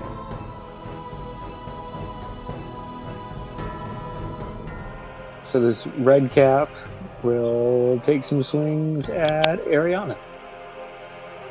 I'll show you how to swing a weapon. 1. 24? Pretty sure that hits it right now. That hits. 8. Miss. 17? No, just barely misses. Alright. 4 points of slashing.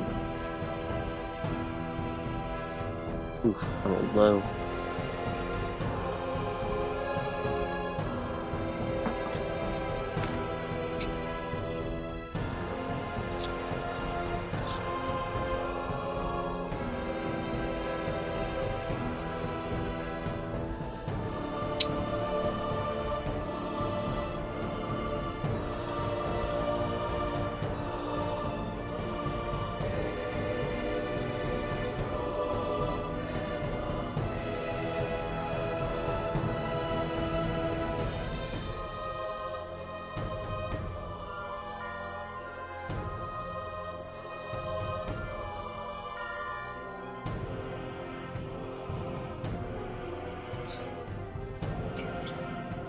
Alright. That's its turn. Flix with Mary on deck.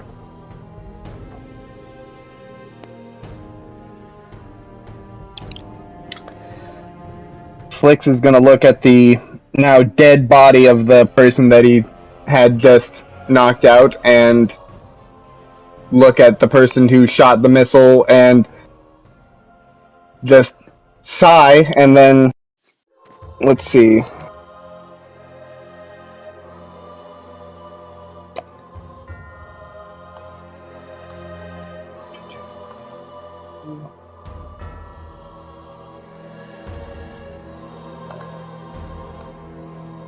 Move over here and attack the last red cap.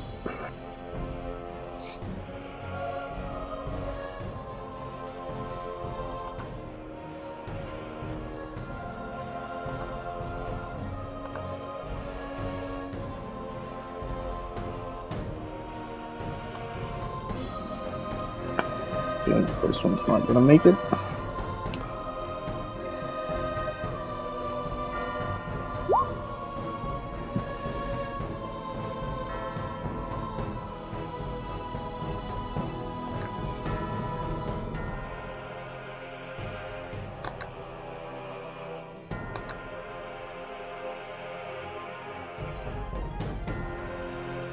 That one definitely should.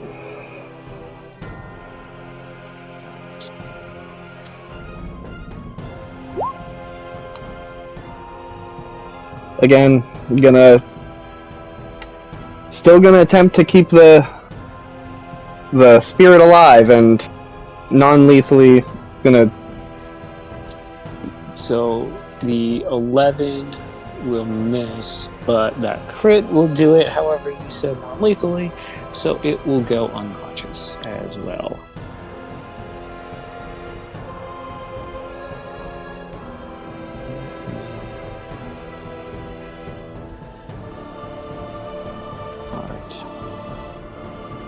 Alright, that one is now knocked unconscious.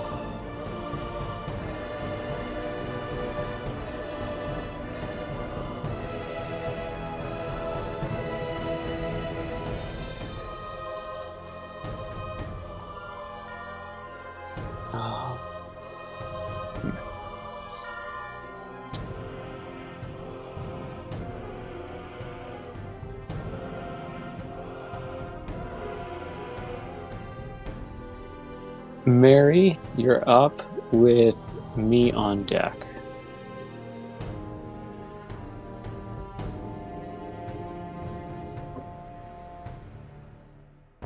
Is there anything left for me to hit?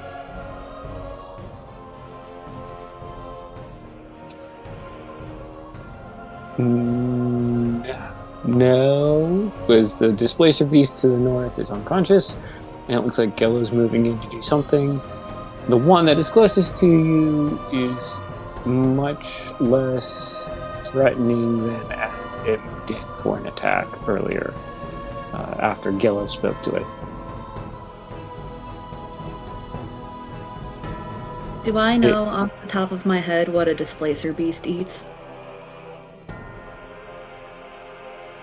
Well, I feel like you would have encountered these, so yeah.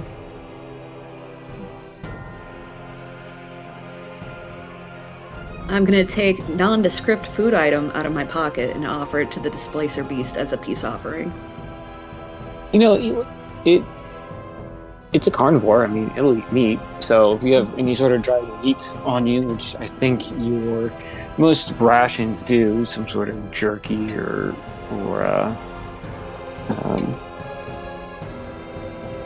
yeah, some sort of jerky.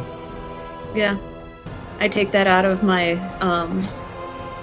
bag of holding and I offer it like Steve Irwin coaxing in a shy animal. Okay. Here, kitty, kitty, kitty, kitty. And try to make friends with it. Make an animal handling check. This is gonna go terribly.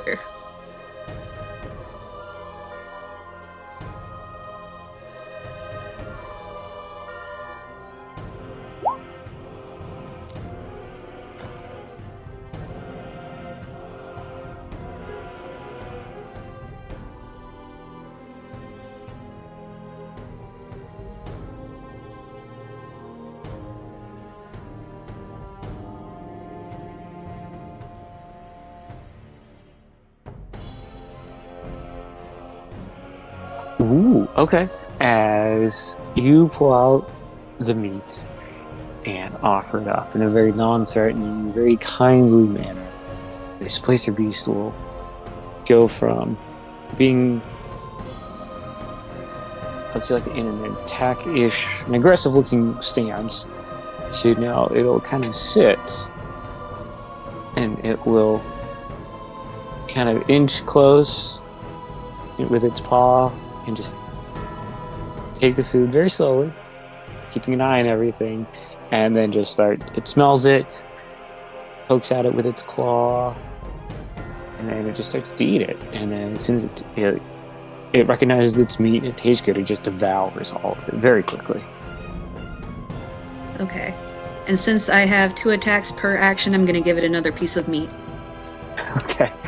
As it looks to you now, and not snarly, just this like its facial expression goes from angry to just like, someone likes me. Like you're being nice to it. Like I think it's perhaps treated more at just being yelled at and guard. Just is very aggressive all the time. Now here is someone that looks like it could harm it, but isn't, and is actually trying to care for it.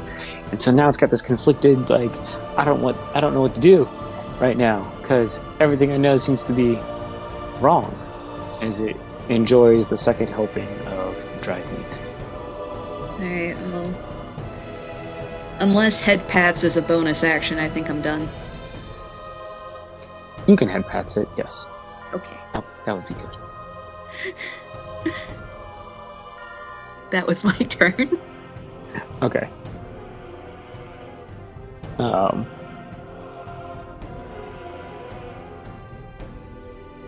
Nico is you look around. You're like, all right, we're saving the kitties. They're dead. One's alive. Is just going to ready a rend attack for anyone that attempts to harm the party. That'll be his turn. As we go to Lilith with Urius on deck. To sprint to be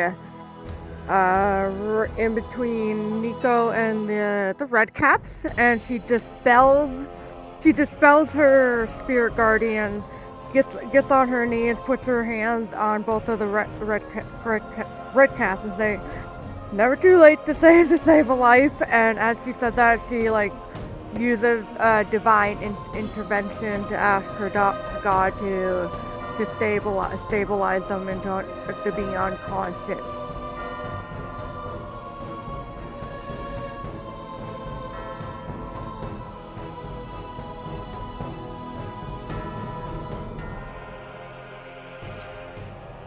Okay.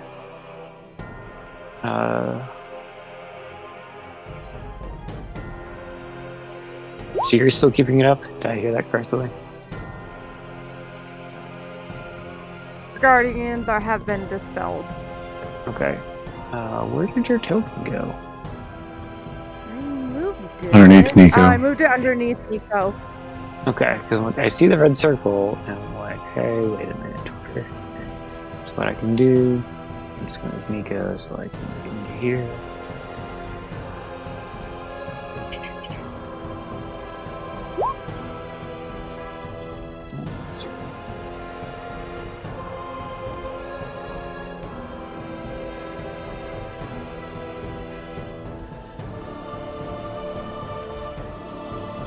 Ah.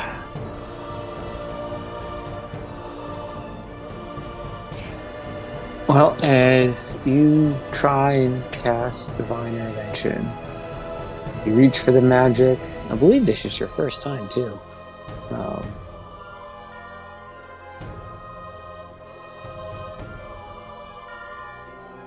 You reach for it, you say the words, you ask Kellenvor to save these two, but nothing. Seems like it fizzles.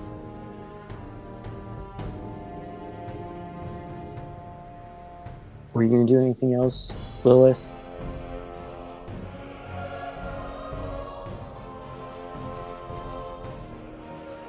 Give me one moment.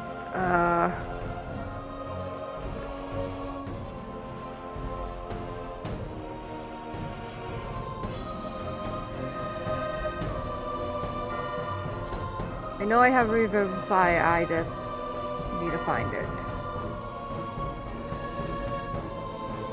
I don't have any diamonds.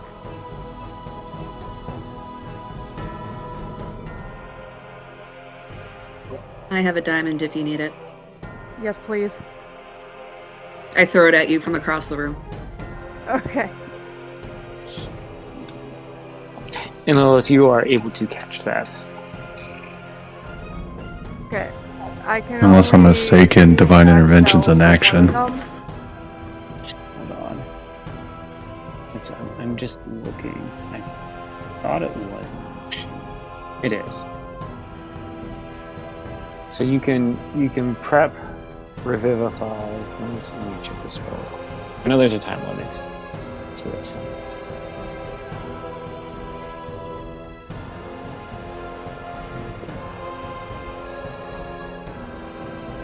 You have time. It's 1 minute, so it dying within 1 minute, which is a couple of rounds, and it just died.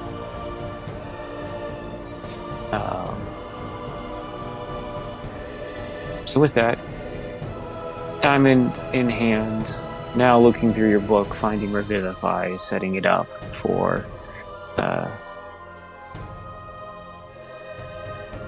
next round. And before we move to Urias, Flicker, do you want to describe Phantom as those heavy steps finally get louder,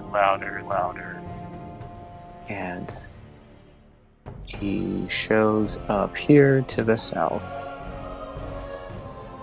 I'm sure he's like, because fairies have that like ability to change their size. He's like the enlarged form that they tend to take on. He wears like an old bard's style cap that hangs so low you can't see his face with the big scarf he wears underneath. He's got this like tunic jacket and like hard leather pants, and he wears this like this crazy armor with like this solid piece of metal in front of one of his legs. Just looks intimidating as hell, and carries this great sword that is like sort of broken at the end and has like a jagged sawtooth blade.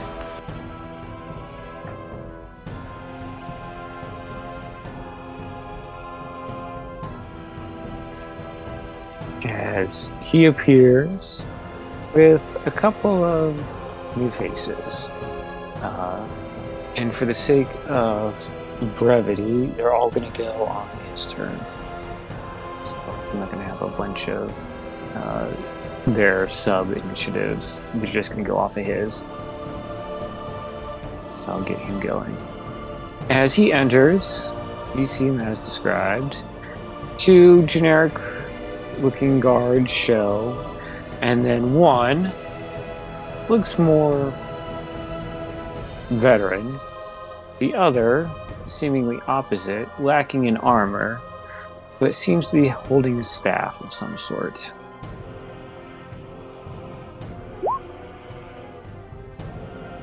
Why are you not? That's why, because I'm in the wrong layer.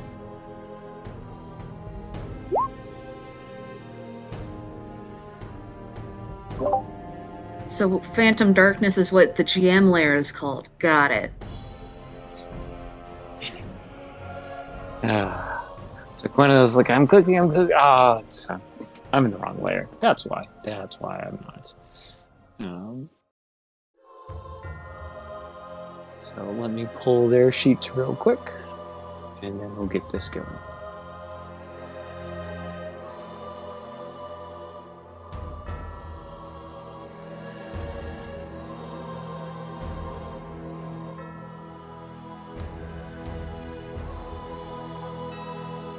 Now, the Phantom and the Fairies all come in with... they all have that familiar red band on their arms. All kind of snickering.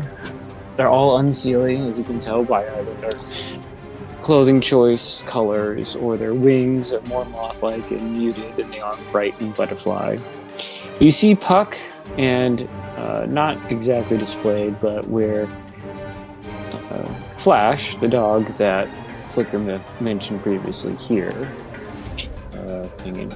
what you don't see is it's in an iron cage on a bed mat. So, and the cage looks to be locked. Puck there, kind of cowering. You can see the collar is still around their neck, and the Phantom just kind of throws this evil laugh and look to Flicker as he looks at Flicker, back to Puck, and just laughs. Looks back, Phantom looking to Flicker. If I can turn Puck, I bet I could turn you. He draws his sword. I'd like to see you try. No one controls Rosewind fucking Titania. He just has that ghoulish, echoey laugh. We shall see. Alright. As I reorder this, Furious, you're still up first.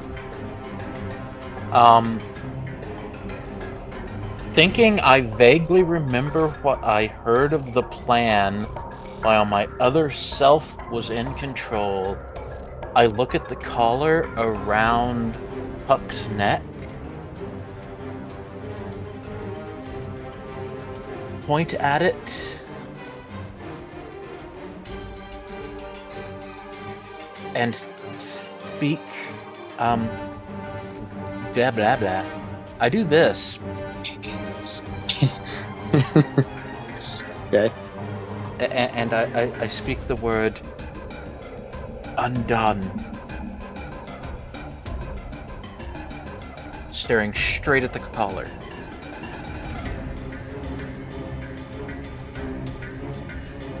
Ooh. Okay. As...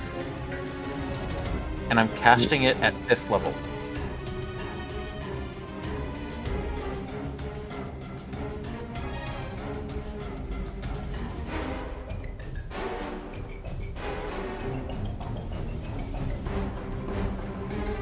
Okay. All right, make your roll. Okay. D10.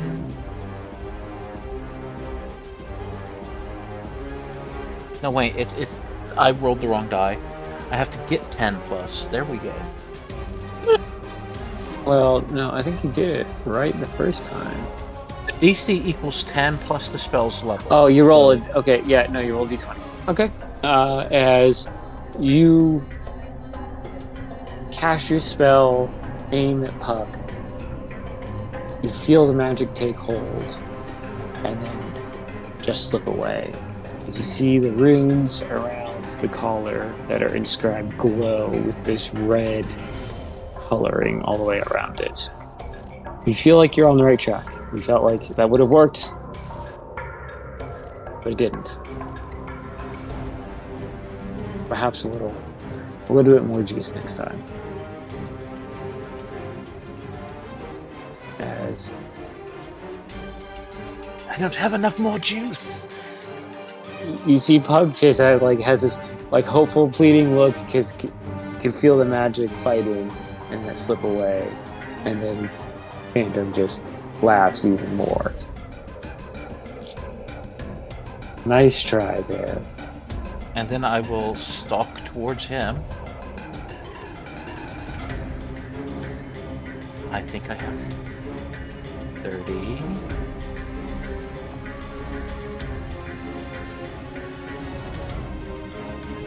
And I'll stop here, leaving a little space between us, as I snarl with my hand on my rapier, ready to pull it the next turn.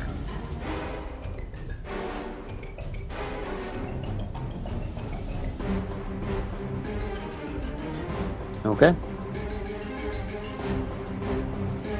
Displacer Beast. He's no longer unconscious.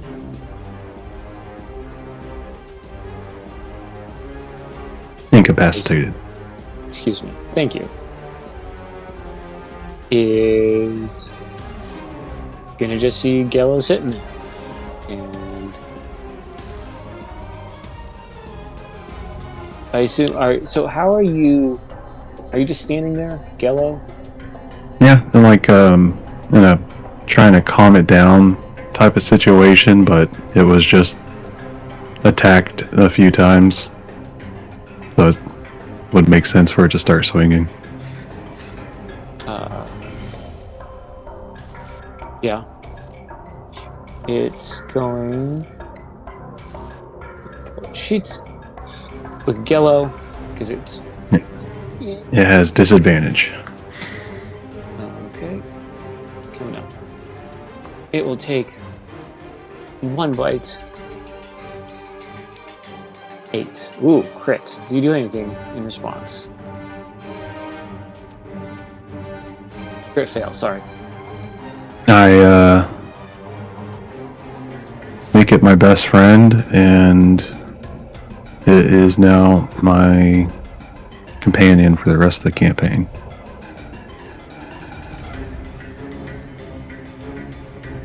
I would let you. Sorry, it's a feature I have. I can't tell if you're joking or not. I am joking about that, yes. But so usually you get like a reaction to it, right? Or not? Yeah, I'm not gonna. I know. I'm not I know gonna do you anything. don't. But what I'm thinking is instead, I could let you try and pet it or try and calm it physically.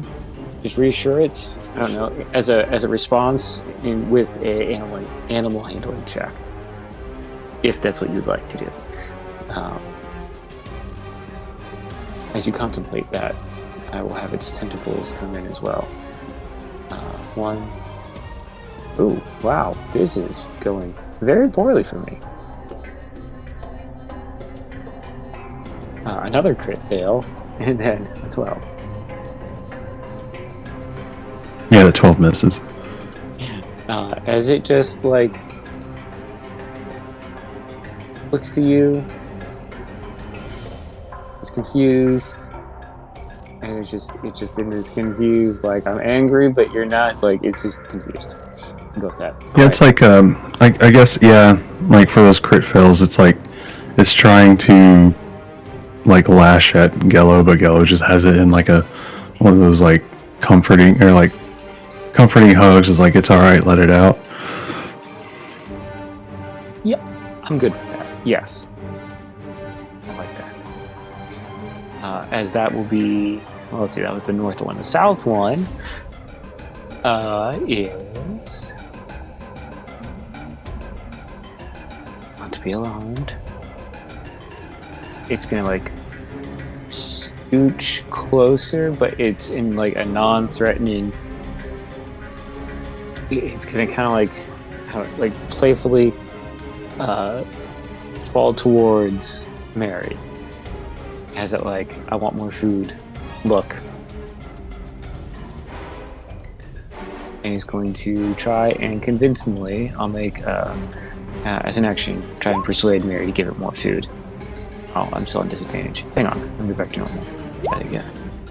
Yeah. It's gonna try and beg. There's its performance.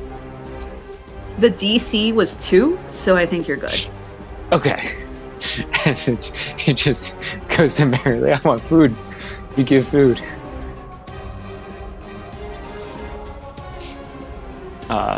That will be its turn. Flicker with Phantom on deck.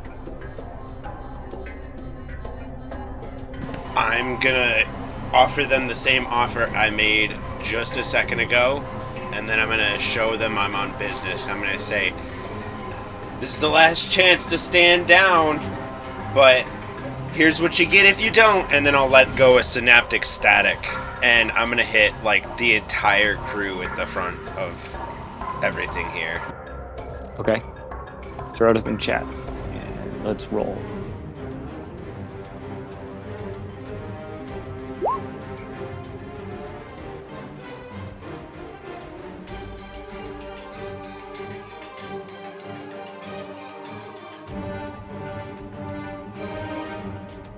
Alright. 20-foot radius. Everyone's making an int save.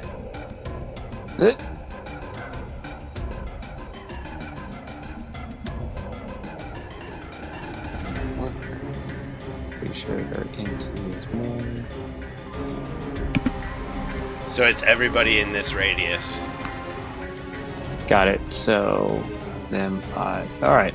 Making int saves around. Alright, let me deal with him.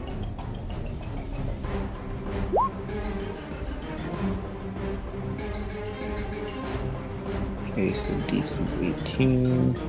Ooh, okay, 1 fail.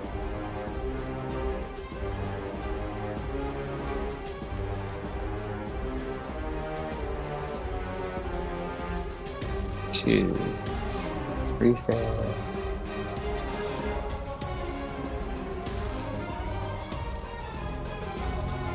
Ah, I didn't finish dragging the cheats out.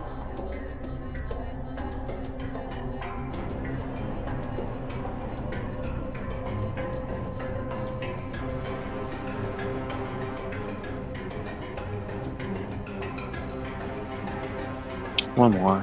Oh, 2 more actually. So I'm looking for sheets.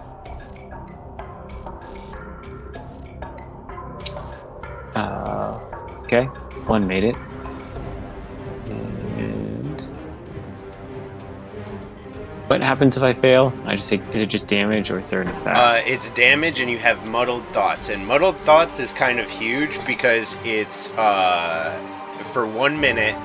You will roll a d6 and subtract the number rolled from all of the attacks, ability checks, and constitution saving throws to maintain concentration. Oh, okay. Let's see if I need to do something. Aha! Phantom just laughs. But I will mark the 3. So I'll have to take account of their damage and the effects. So for Muddled Thoughts, we go with purple dots.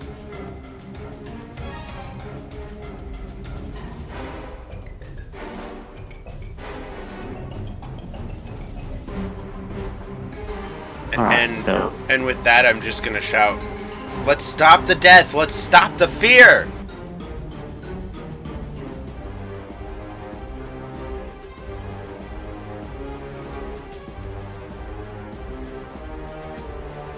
alright. And let's see, 24 points of damage. So let me. Alright, real quick. Is it all or none? If I make it, or am I taking half?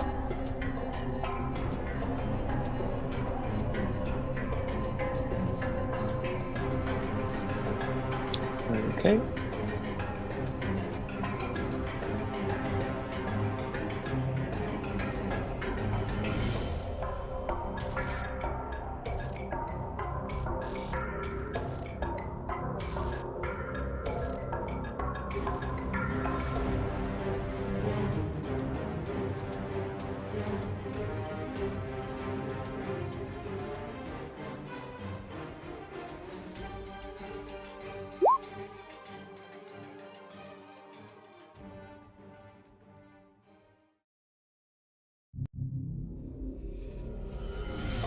Alright, as everyone that fails takes a solid hit to their health after that. And then the captain and the 2 guards seem to be in this weird, confused state.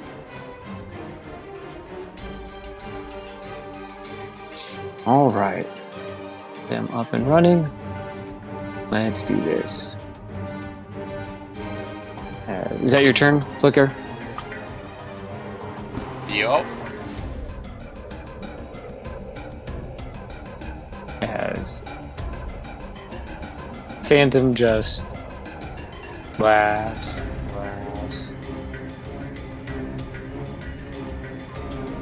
You know nothing of fear. And you don't know how effective it can be.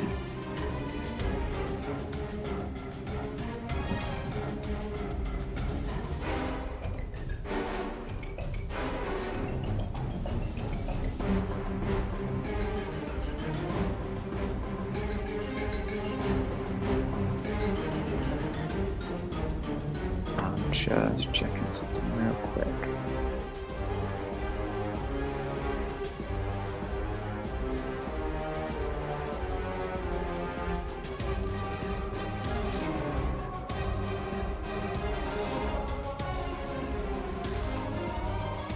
So he will move. Or more like it, he will fly.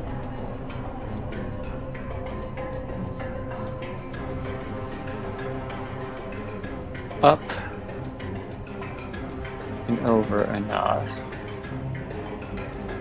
I'll have to put a token on him.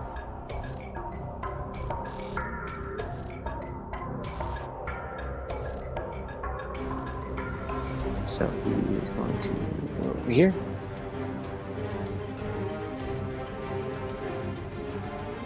Is he teleporting or is he walking? He's flying. Oh. He's a fairy. He can fly.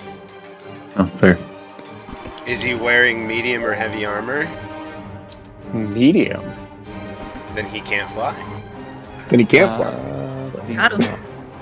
Let me check. That was why I checked with you about the Oberon armor. I was like, am I able to fly in this? And you were like, yeah. And I was like, okay. Oh, that one I made special. Right. So, he could have special armor. No. Okay. I stand corrected. It's half plates, which is still medium. Which still doesn't change the question. So yeah, okay, I'll just have him. So he's got to waddle. Yeah, he's got to walk. Let me get back to. I gotta do it in such a way. Come on. No, we just don't want to cooperate today.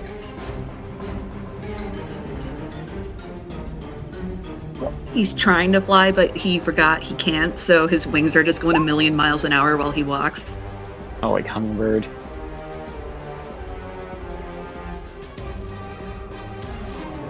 Alright, he'll just have to make like a nice move. Go over, then out.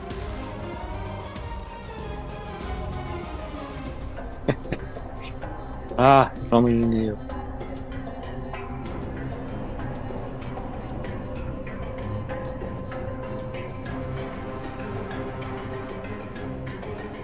As you will then burn a.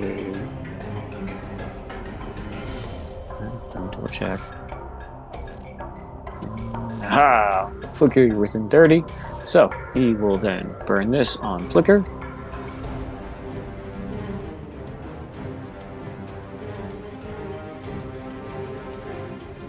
Unseelie. And then he will burn Eldritch Blast towards Flicker.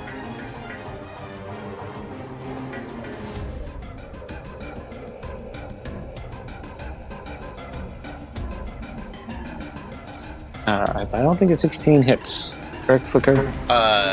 No. But what? Oh wait, what effect are you picking?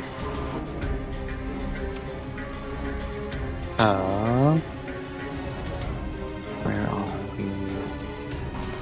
You until the curse ends, the Ignite gains one of the following benefits. It deals an extra 5 damage on attack rolls against the cursed target. Any attack roll it makes against the cursed target is a crit on a 19 or 20. The crit.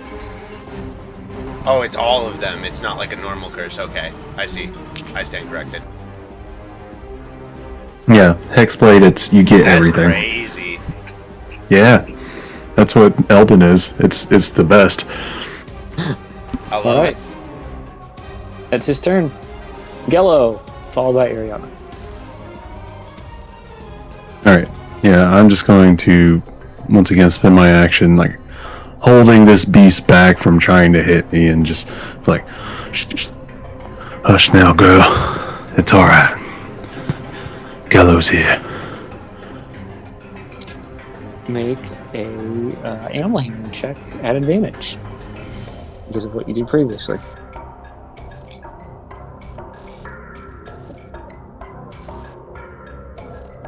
I argue persuasion because I have +3 more to it. Persuasion's fine.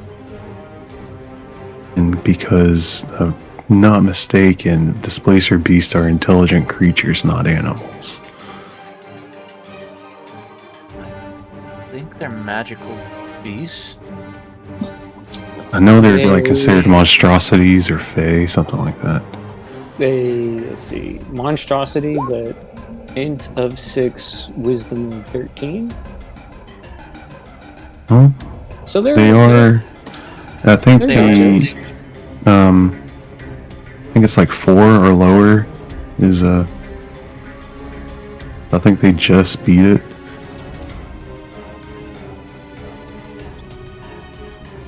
No, I'd have to go look it up. Post or something.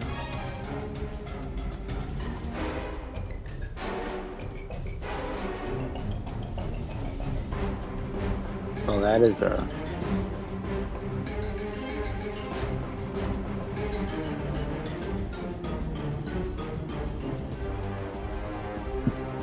All right, as you are talking to this Displacer beast, it seeing, noticing the care you're putting in, and understanding that you are not there to harm it, lessens its stance from an aggressive, I'm going to bite your face off, to a more cautious, curious. It has this curious look. And I will take the right open.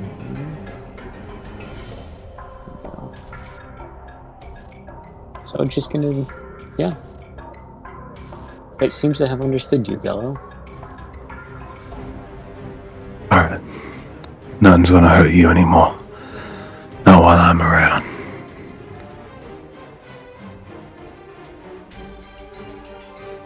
Is that Yeah, your turn? that's my turn. Yeah. Fantastic. Ariana with Whisper on deck. All right. Ariana is going to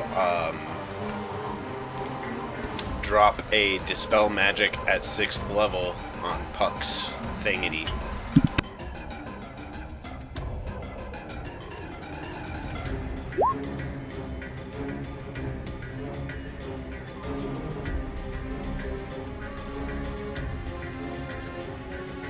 All right. Roll your d20.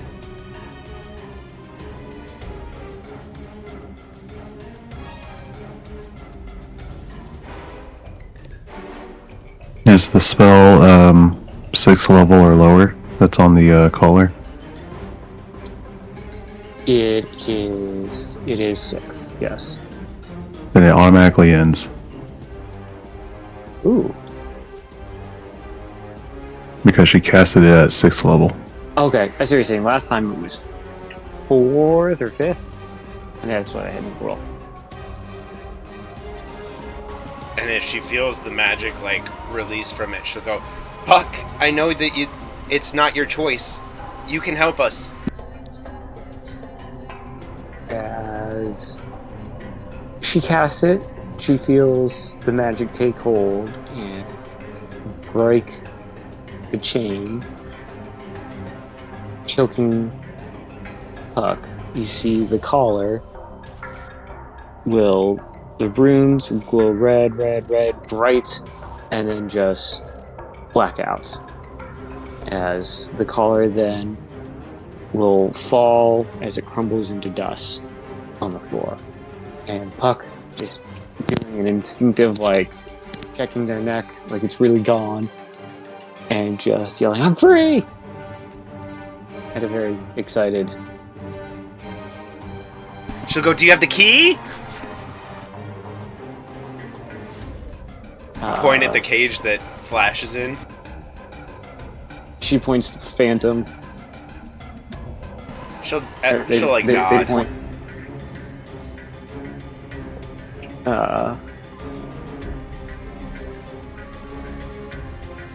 Okay. That's her. Yeah, Urias rolled a 16, and that's not including Urias' spell modifier on it. So That was just the. I had the DC at 18. You said it was 6th level? But yes, it was a 6. That's where I'm trying to. I think. Yeah, because it's I think what happened is my brain saw DC, and I'm like, oh, I need to set a DC to it. Not that this. I didn't. So this is bad habit of mine, unfortunately. I don't read all the way, and so my brain just saw DC. Cool. I made a DC in my head that made sense for the level, and I just didn't completely finish reading. Like, oh, it's the spell level. So, oops, that is my fault. So then, yes, I will refund my spell. Yeah. Yeah, and it's like Urias' spell modifier is what, +5? And I think I have something else I already know that I want to do. If I have it, because I think I have it.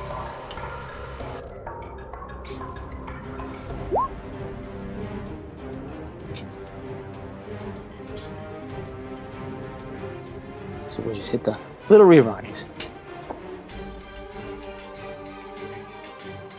Alright, so instead, she is going to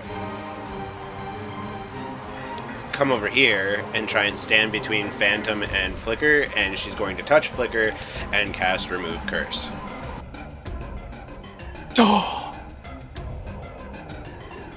Alright. As Phantom feels his curse get dispelled, he just nods.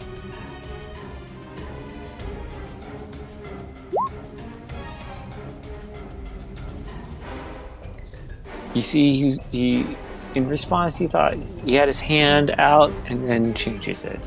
It goes from you think he was going to cast something, and then he quickly changes his mind. And then she's going to stance up in a defensive stance against Phantom in front of Flicker.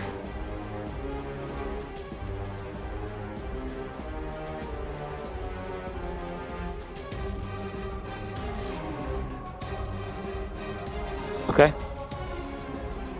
Is that Ariana's turn? You betcha. As we move to Whisper. Still with us there, Whisper? Still there. He is actually taking a step back for a minute, so He's holding his action,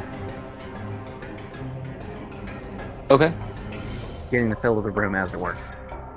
understand. All right, they're all out. Flicks, Mary on deck.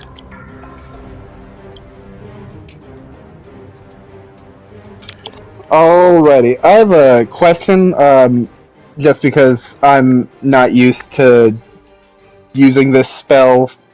Okay. Does enlarge? What does enlarge do exactly for my character's like stats? I know it just makes them bigger, but what else does it change? I want to say adds a die for your attack. Let me double check. The target's attacks with them deal 1d4 extra damage. Okay, cool. Yeah. Alright, then I'm going to move right over here. So you're going behind... Are you going from like small to large, tiny to? It would be small to medium. Yeah. Okay. My size doubles in all dimensions. My weight is multiplied by 8, so I just became a very thick elf fairy. Oh, so you look normal now compared to everyone. Yeah. All right. Okay? So note that is unless you have something that it's going to say tell me otherwise. That's an action. That is, but I'm going to action surge. Okay. Because I remember that fighters can do. I'm not used to playing a combat class person. This is fun. I know. To be fair, though, I did warn you all. Just make sure you read through your sheets. That's okay. Yes, action surge. Staple of the fighter. And then I'm going to make 3 attacks on Phantom. Good lord. Okay. There's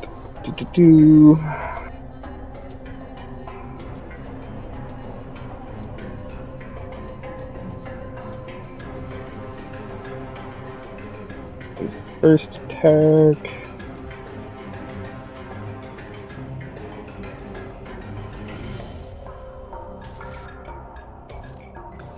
Second attack.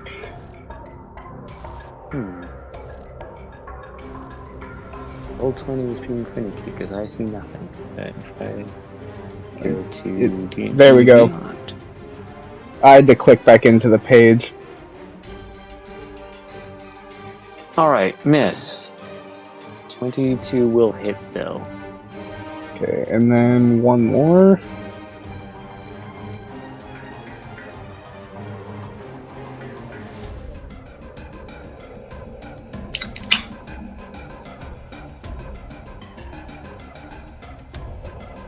Will also miss. The 22 does. Solid hit though. Alright. And that'll be the end of my turn. Alright. As we get to Mary, Nico on deck. Okay. So first, Mary is going to activate haste on herself by clicking her heels together. And then she is going to take out the scroll of Revivify that she has in her pocket and cast Twin Spell so that she revivifies both of the red caps. And then with her remaining action, give another piece of meat to the cat. I like it. So, these 2 red caps will come back.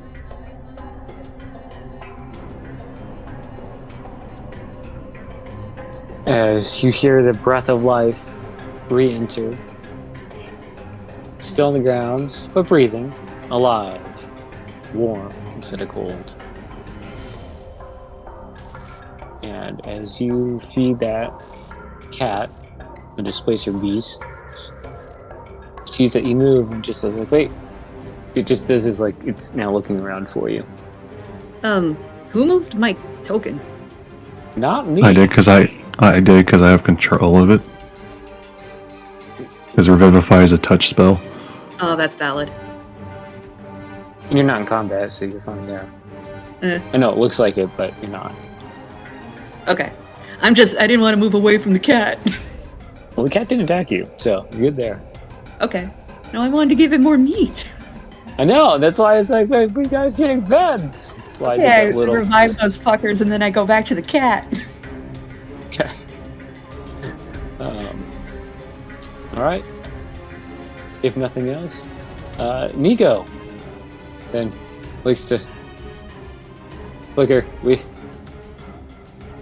attacking that one.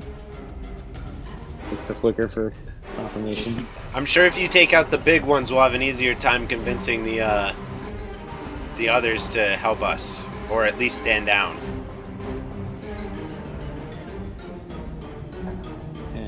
As...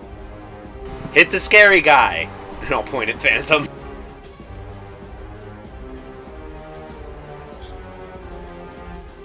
As Nico will cast Call Lightning. That's... Ooh, okay. High deck save.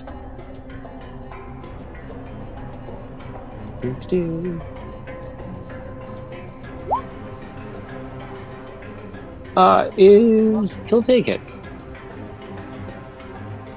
As the lightning, when it strikes the armor and electrocutes him. Who's close? Flix and Mary, you'll see this undead-looking corpse in armor.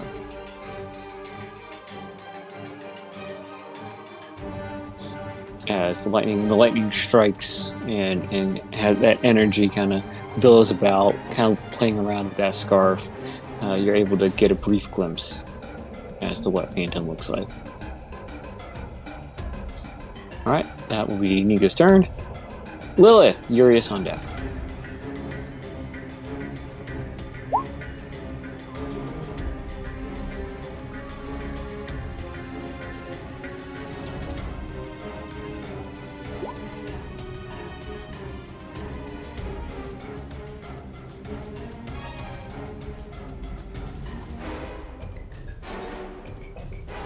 There we go. Just to confirm, dead guy in armor, is he free to be attacked? Yeah, knock his ass out. Alright! No, she just pulls up her holy symbol onto her lips, and she casts a prayer and casts channel divinity, turn undead. Wait 1 second, let me make sure. Okay, let me... within 30 feet. Oh yeah, he's been within 30 feet.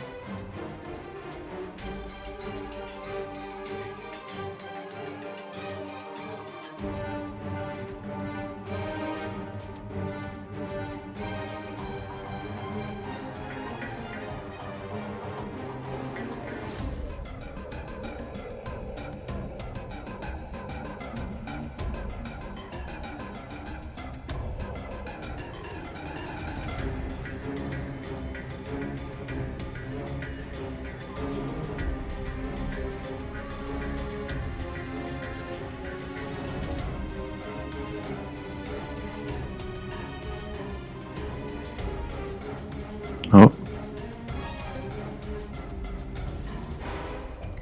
Hello? Welcome Hello? back. Oh my god! yeah, nobody was just talking.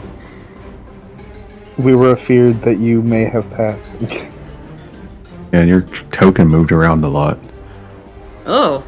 Well, Lacey's on Slime Rancher again from beyond.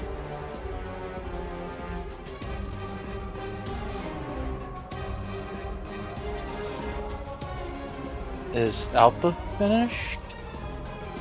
Yeah, I think we're waiting for Doug. But she cast a Turn Undead. And if Doug can hear us, he's muted. Yep, I'm totally talking to myself on mute. Right, so DC, I know is going to be higher than 13. Lilith, if you tell me.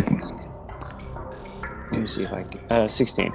So, but as you feel the magic cast, you feel it take, it then gets rebuffed as Phantom will choose to pass it.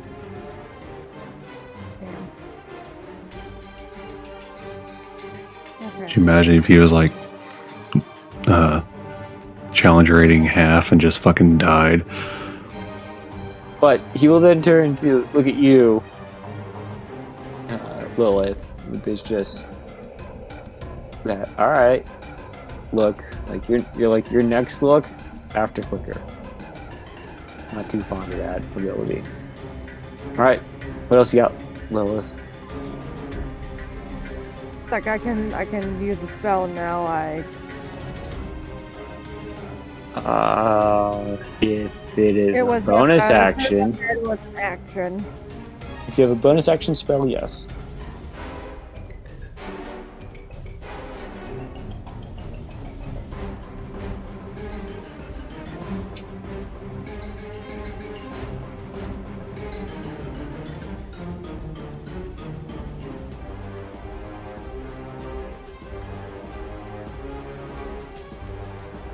Everyone's still good on hit points? Because otherwise I'll end my turn. Yeah. Alright, yep, I'll end my turn then. As you end your turn, Phantom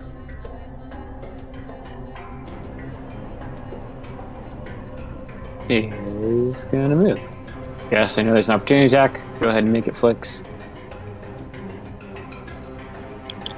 Woo! 1 second.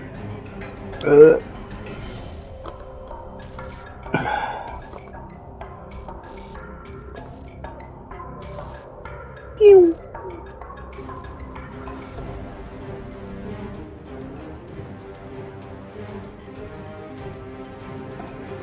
As he moves just a little too fast for you.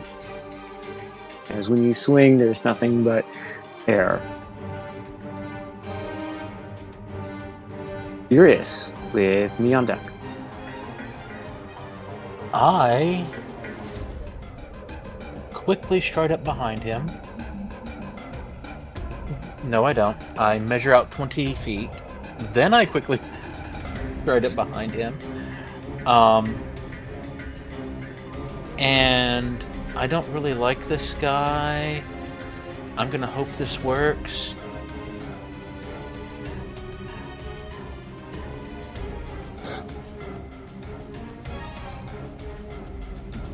Okay. Going to just bite him. Okay, yeah, you bite him. That hits. That's an aberrant turn of phrase.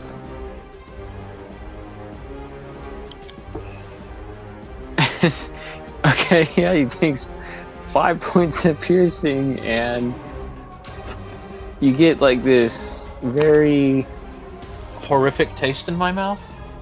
It's like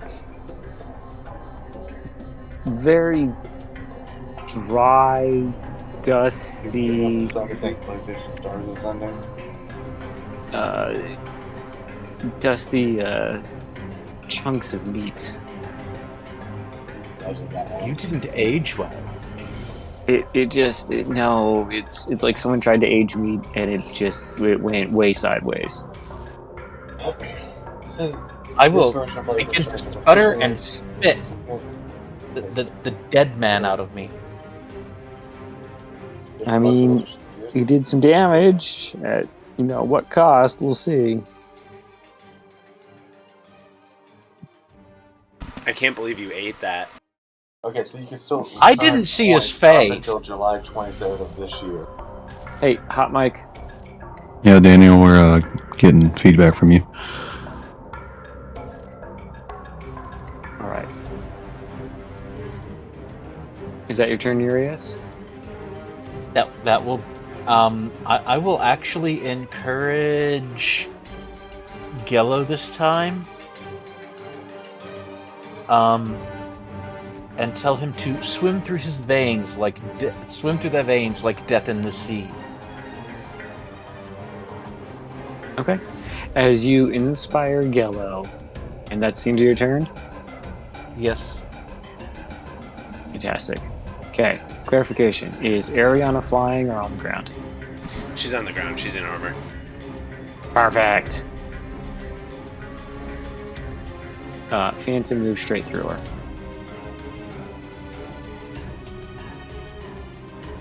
She will look flabbergasted. Yep, straight through. And be right there. And he just looks... Finally. And he has this, like, just frustrated look, and you can see the wings on his back, like they're trying to fly, but they work, but they don't. It's too heavy. Alright. And yes, there's an opportunity attack there, Urias. I will use it. To the displacer beasts, as I await an attack. Not with my mouth this time. You sure? I am sure. I am also probably sure I didn't hit. Like, completely sure. Yep, you sure did. Because again, he seems to be moving too fast for everyone. The displacer beasts...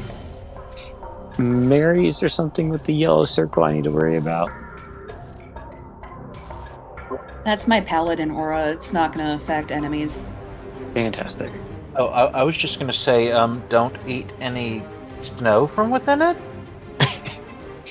As the displacer beasts move closer to both Gello in a non-threatening, attacking way to Gello and Mary.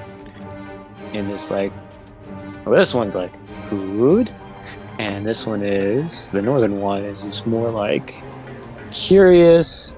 It slowly reaches out a tentacle to Gello and like to his foot and like starts to mess with it just to like touch to see like, okay, you're not attacking me, and it's just trying to figure you out.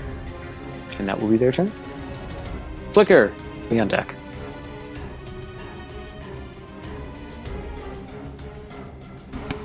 Flicker's gonna look at Phantom and be like, "Oh, you want a tango, huh?" And then I am going to... What can I do with this?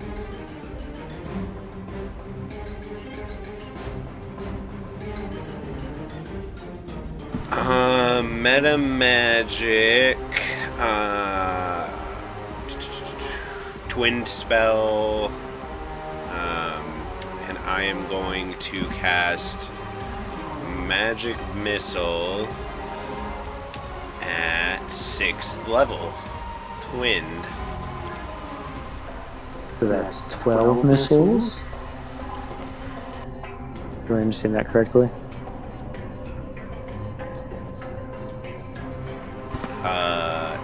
It's 3 on the base spell plus 6 and 9, I think.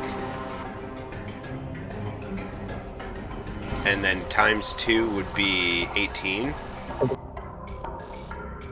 Or no, it's 5 additional darts. So 3 plus 5 is 8. 8 times 2 is 6. You were right. You were right.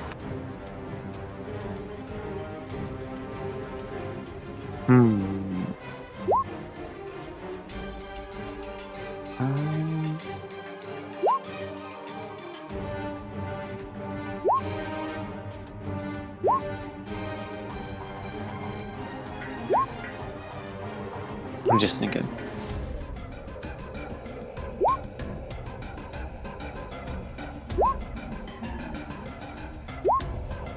I think I'll wait. Okay. Alright, I'm going to take, let's see, 3, 5, 8, 10, 15, 19. So, 19, 23,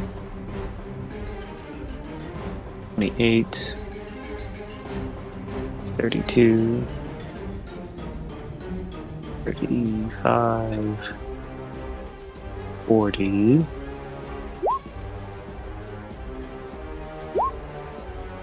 44, 48, 50,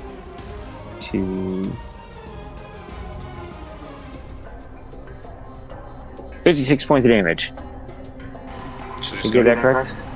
it sounds about right. She'll just go, dodge that.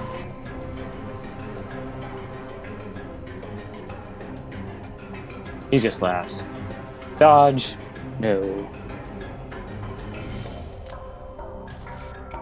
I was, for just transparency's sake, I was half thinking of counterspelling that entire thing.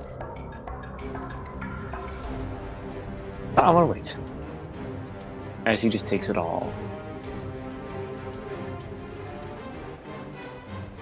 Weirdly, he just keeps laughing. Is that your turn? It's about all I can do. It's like, finally. Now we'll see. As he is gonna swing once. 23. That'll hit. I'm going to do a thing. Okay. I will wait your thing. Silvery barbs. All right. And I'm going to give advantage to Flicker.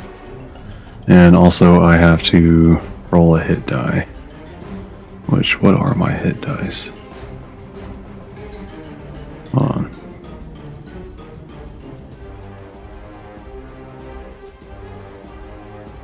One d10.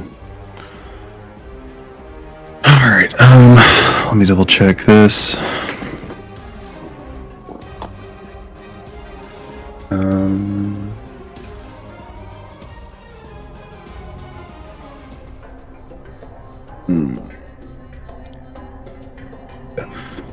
Okay.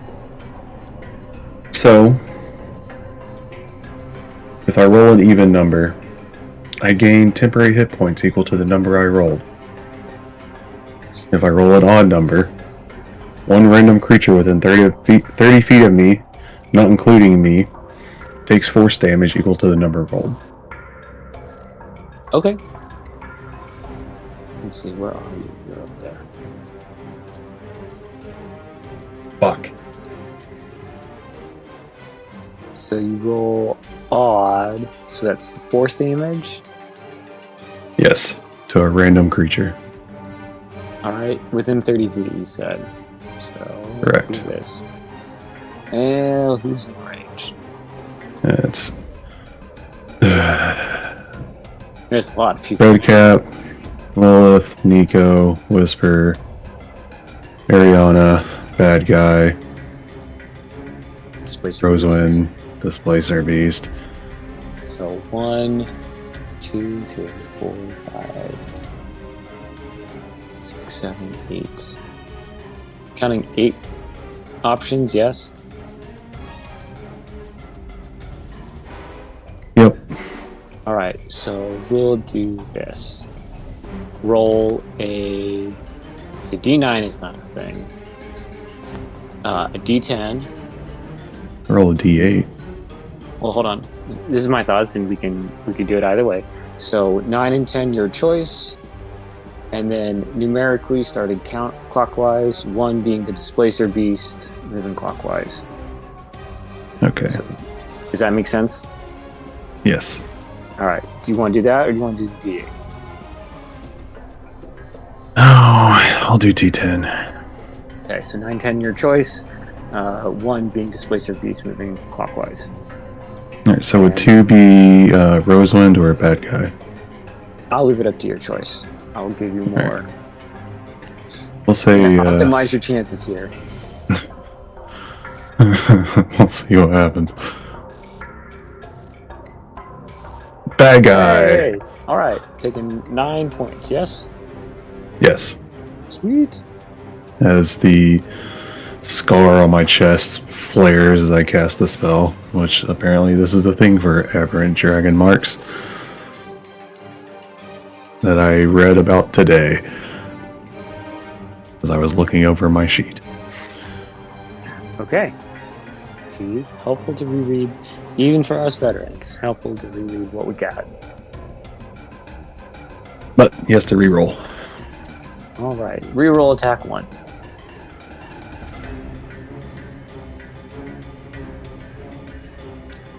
Take the first one, so 16. Miss. All right. Let me see if it really does. Mm-hmm.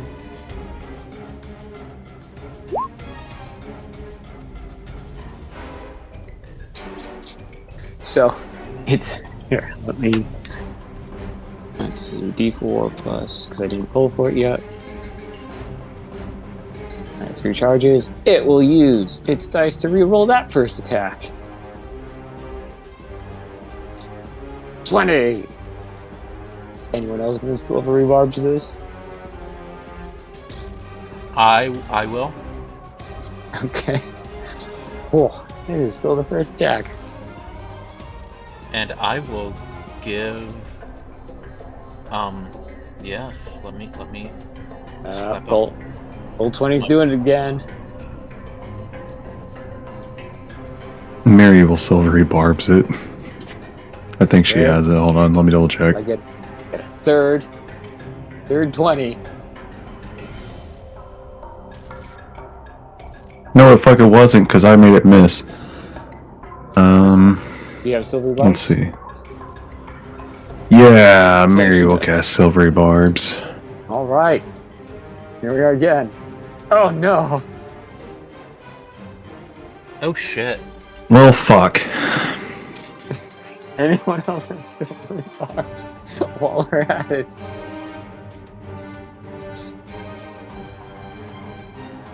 As much.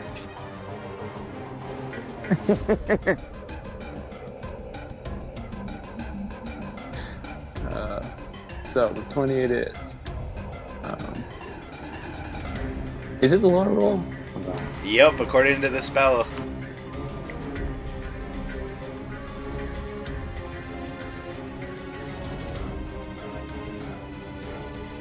Use the lower roll.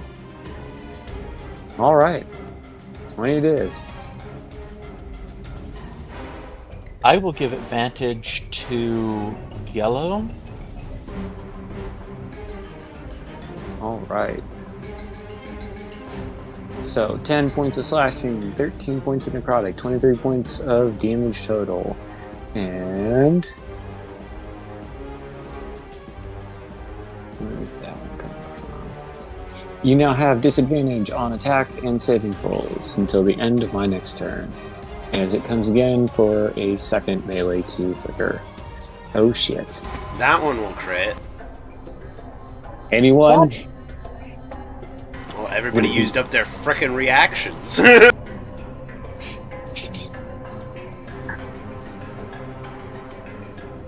Apparently, it hates you, Flicker.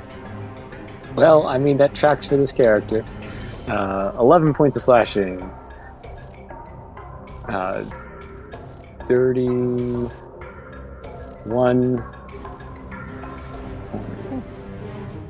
42 points total. However, because a thing happened. And this is the thing I was talking to you about, Flicker, about your bonus action. I think I came up with something. You're wearing your tiara, correct? Yes. Okay. Let me pull something real quick. So, as Phantom deals this damage in these two swings, after all the silvery barbs and I want no one to be alarmed about what I'm going out onto the field.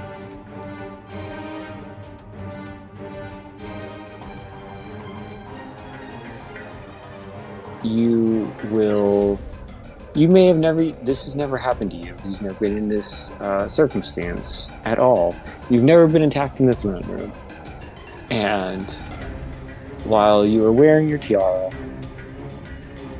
this red light will flash. And on to the east and to the west, out of these two pillared columns, I know the image, it'll look like the image, but it's going to be made out of wood. These two animated armors will assemble, and all you hear is royal in danger. And as Flicker, you take that crit damage, well, as you're about to take the crit, so you're going to add back your points from the crits. Because as you get hit, the first hit would have activated these things, and as the second hit was going to come in, this animated armor is going to put itself between you and Phantom and just get absolutely destroyed.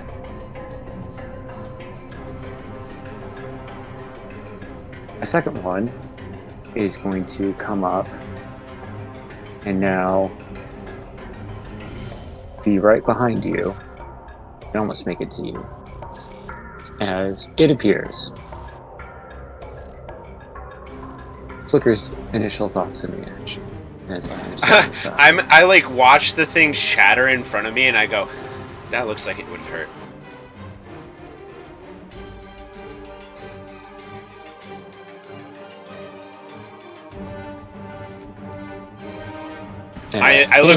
I look very surprised, though.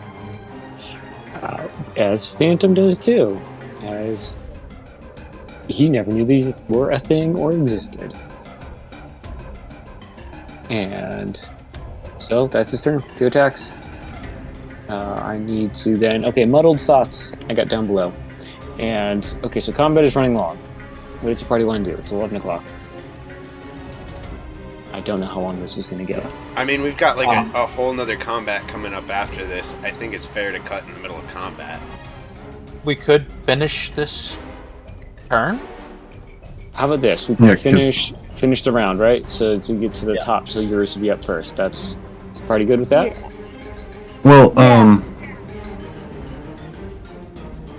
as it stands, he's the only enemy, right? We're about to find out. But so far, yes. We got all of us and 2 Displacer Beasts. I'm So good if to he's continue. if he's not the only one, then we shouldn't continue.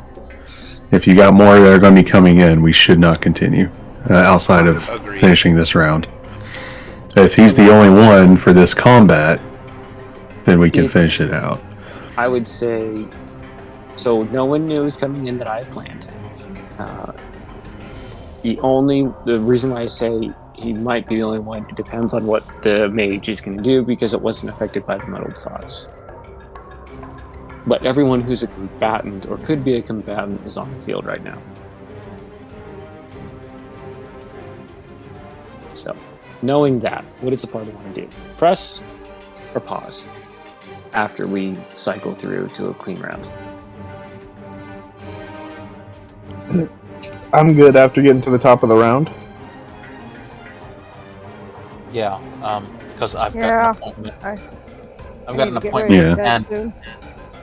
Sounds good.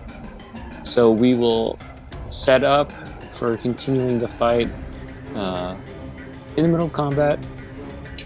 I know it went long, but we will make sure we cycle through the round and we'll be fresh. With that being said, muddled thoughts. I know I have to do something. Flicker, if you let me know what I need to do. It's minus a d6 on attacks. I believe saves against losing concentration on spells. And something else. I'll double check. Okay, as you check, you're also going to be the person that's going to answer. But maybe a party member can, in fact. The mage will move to be with the other three. Look at Phantom. Look to then Flix. I will look to Flix instead of Flicker. Does she mean it? Does what she promised? Persuade me. If we rid ourselves of this, we won't be harmed. There's a chance for us to make amends. This is to Flix. Yep, because you're unseelie, they're unseelie. I'll look at them and I trust her word more than any fairy that I've ever met. What she says is true. She will treat you as well as she would treat one of the Seelie. You will find no hostility from us if you drop your arms and you aid us.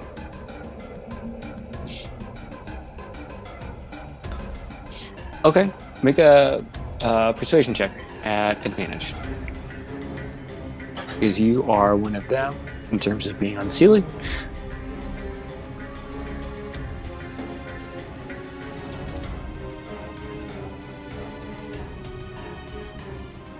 And you still have bless. Yeah, 3 bless in there. Okay. D4. 1 second. And since he has advantage on this from you, will he retain the advantage from Silvery Barbs?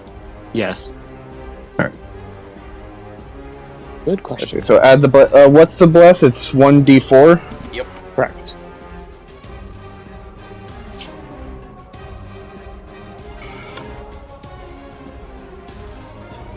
Alright.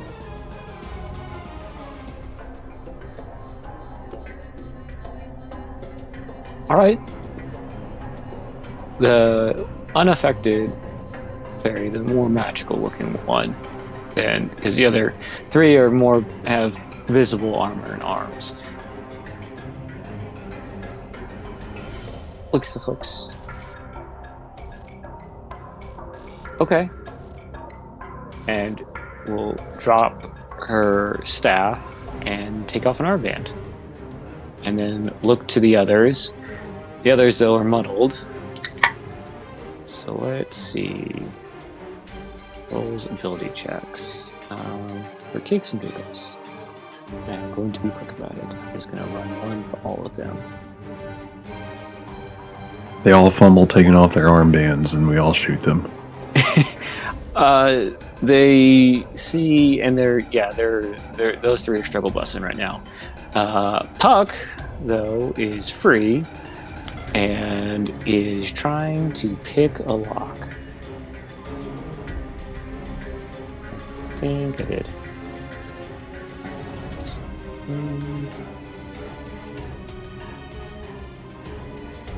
Yeah.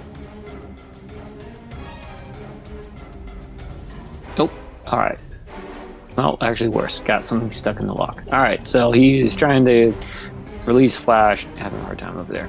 Yellow! With Eric on deck.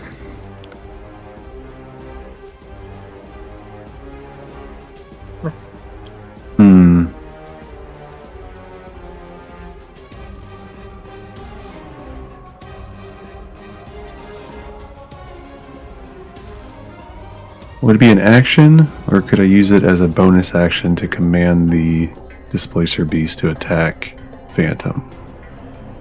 Ah! Bonus action. Just like Faye and Esmeralda. Alright. Yep. I'm just going to pet this guy next to me, whistle, point, and I say, feast! And then I'm going to shoot him. Okay. Alright, so this thing will move. Do you have a particular place you want it positioned? Well, on its turn. And that's next round. Okay. So they're just commanded to attack it when we come Got back. it.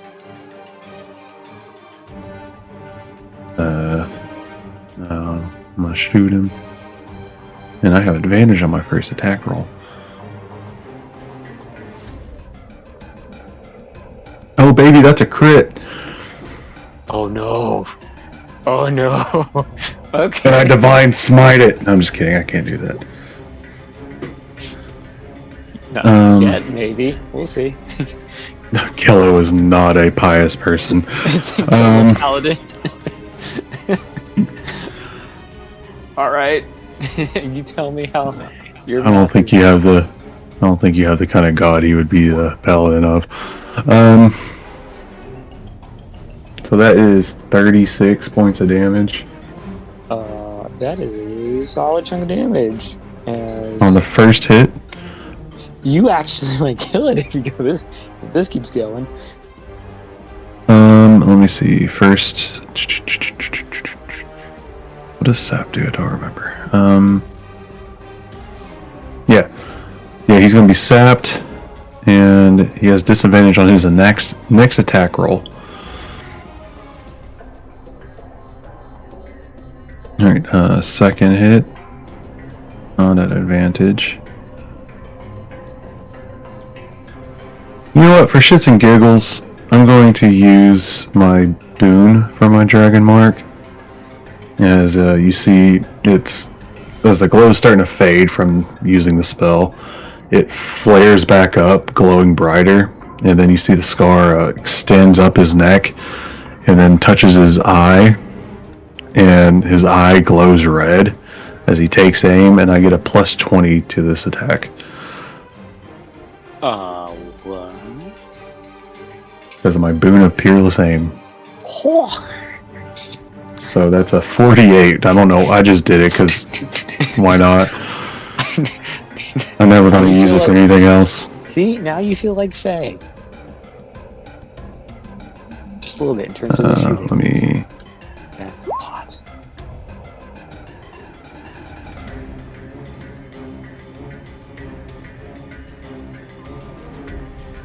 And then for my third attack,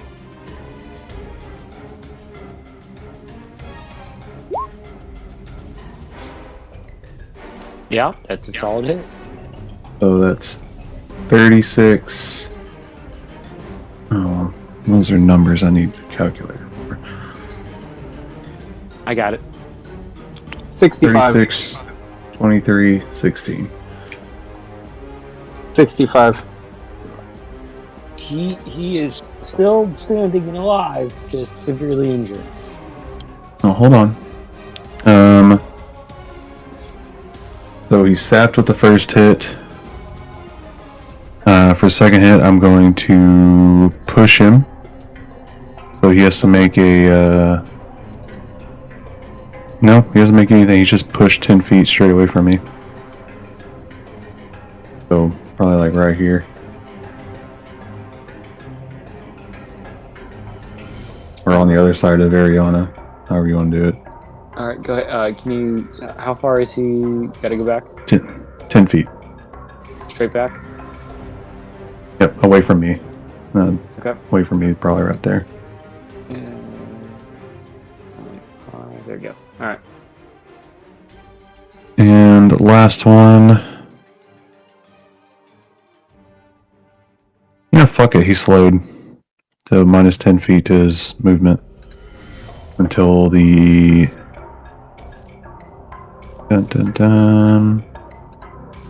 Until the start of my next turn. Okay. That's it. Ariana, whisper on deck.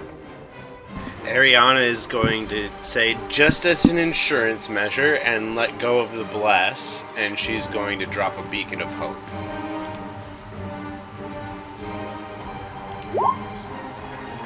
Okay.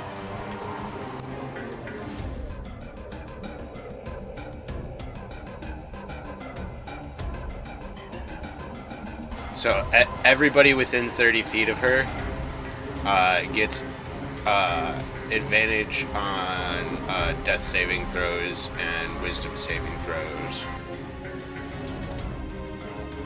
She's gonna give it to everybody but Phantom. Oh, are you sure?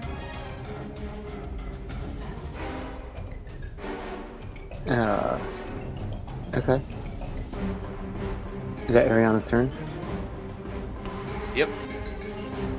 Whisper with flicks on deck.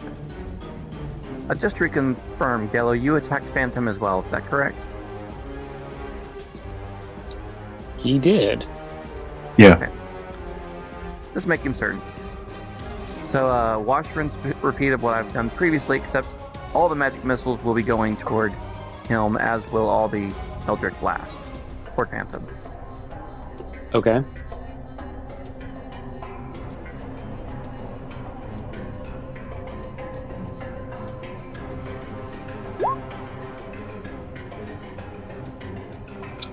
Miss, hit, hit.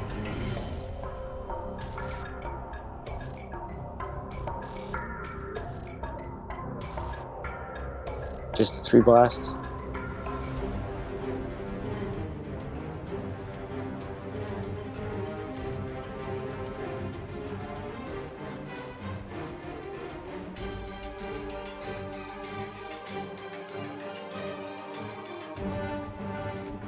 Yeah, 3 Eldritch Blasts, and then 5 magic missiles.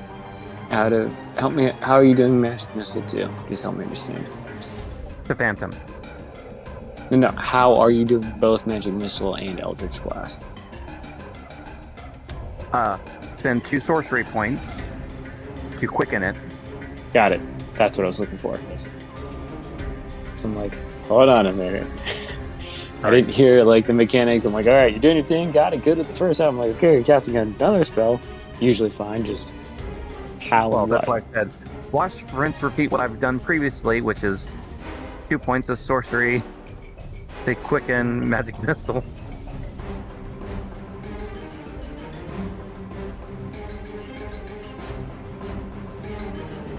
And that's it for me. Okay. Hold on, I gotta respond to something real quick. As he takes all the magic missiles, and I think it's like everything but the one. The 15 didn't hit, 25, and the 30 did though. So 24 plus another. Still alive, still standing, just very bloodied and not happy. As we pass to Flix's turn, it's me on deck.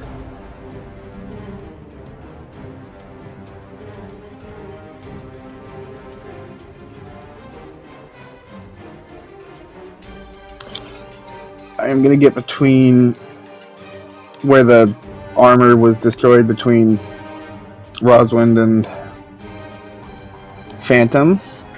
Okay, I'll just move it out of the way.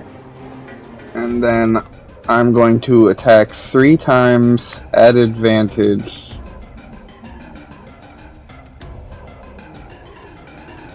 Or at least 1 time at advantage because of my Silvery barbs. silvery barbs, yeah. So first attack at advantage.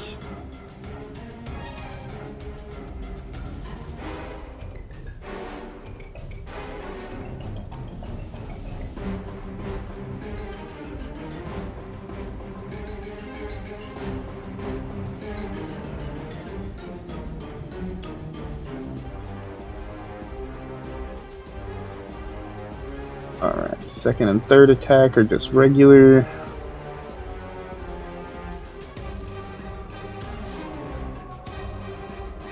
Normal.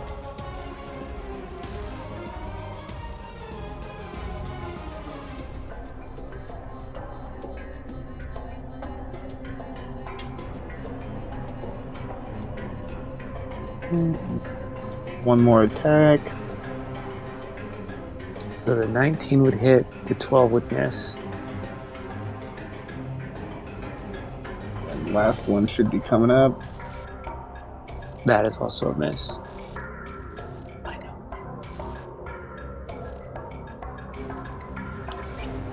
I thought the D4 just added to damage. No, attack rolls, I believe. Oh, is it? Oh, I thought you were thinking bless, not think about bless. Bless was dropped. Yeah, sorry, because I saw the 1d4 and I'm like, oh yeah, bless. Forgot you're bigger. You know, and large is only the bonus if I hit. So is an 18 a hit? No. So okay, so one hit. So then I get plus 1d4 for damage.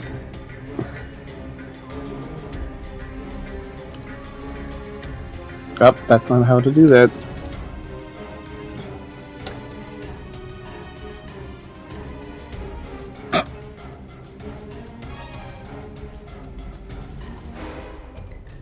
Well, coming into point.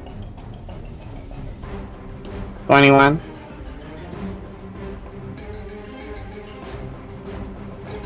All right. Is that Flix's turn?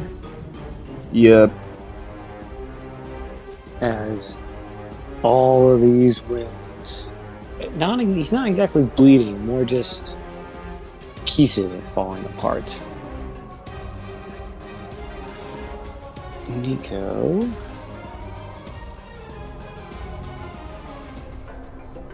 He's already dead. We don't have to feel bad about killing him. is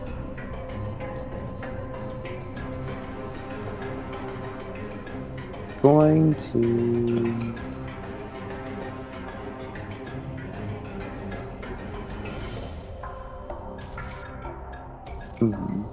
I don't know what me. He just looks to Flicker.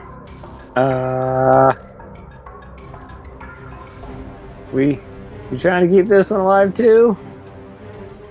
He's already dead. Don't worry about it. Okay. You fly up. Go be with. So he's flying. So I'm gonna put him over here. I have agreements with gods who have feelings about death. I'm not about to encourage keeping the dead guy alive.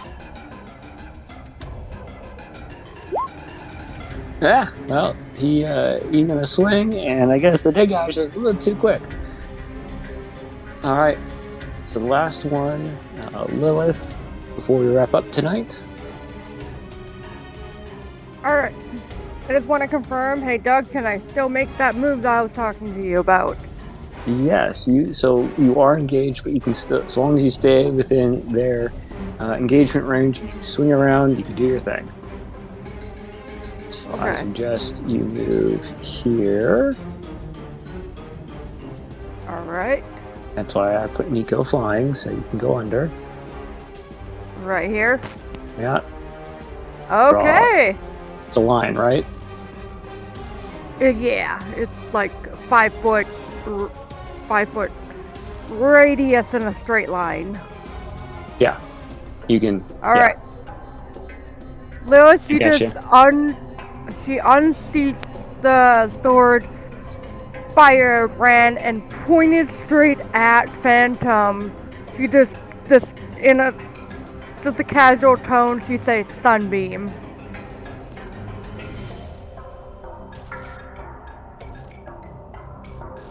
Roll your radiant.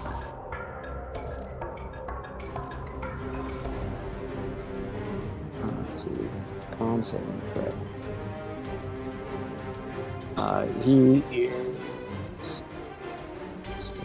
2.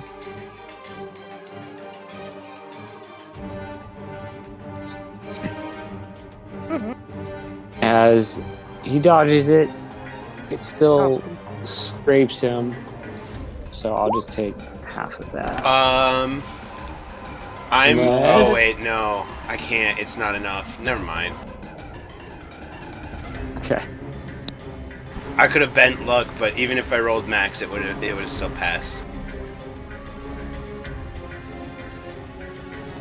Alright, so now we have Sunbeam going off that way. Here, I'll just draw.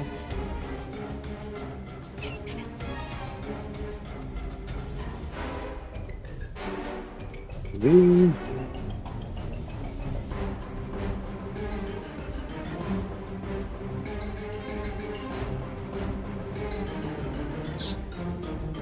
Alright, and we will pause there.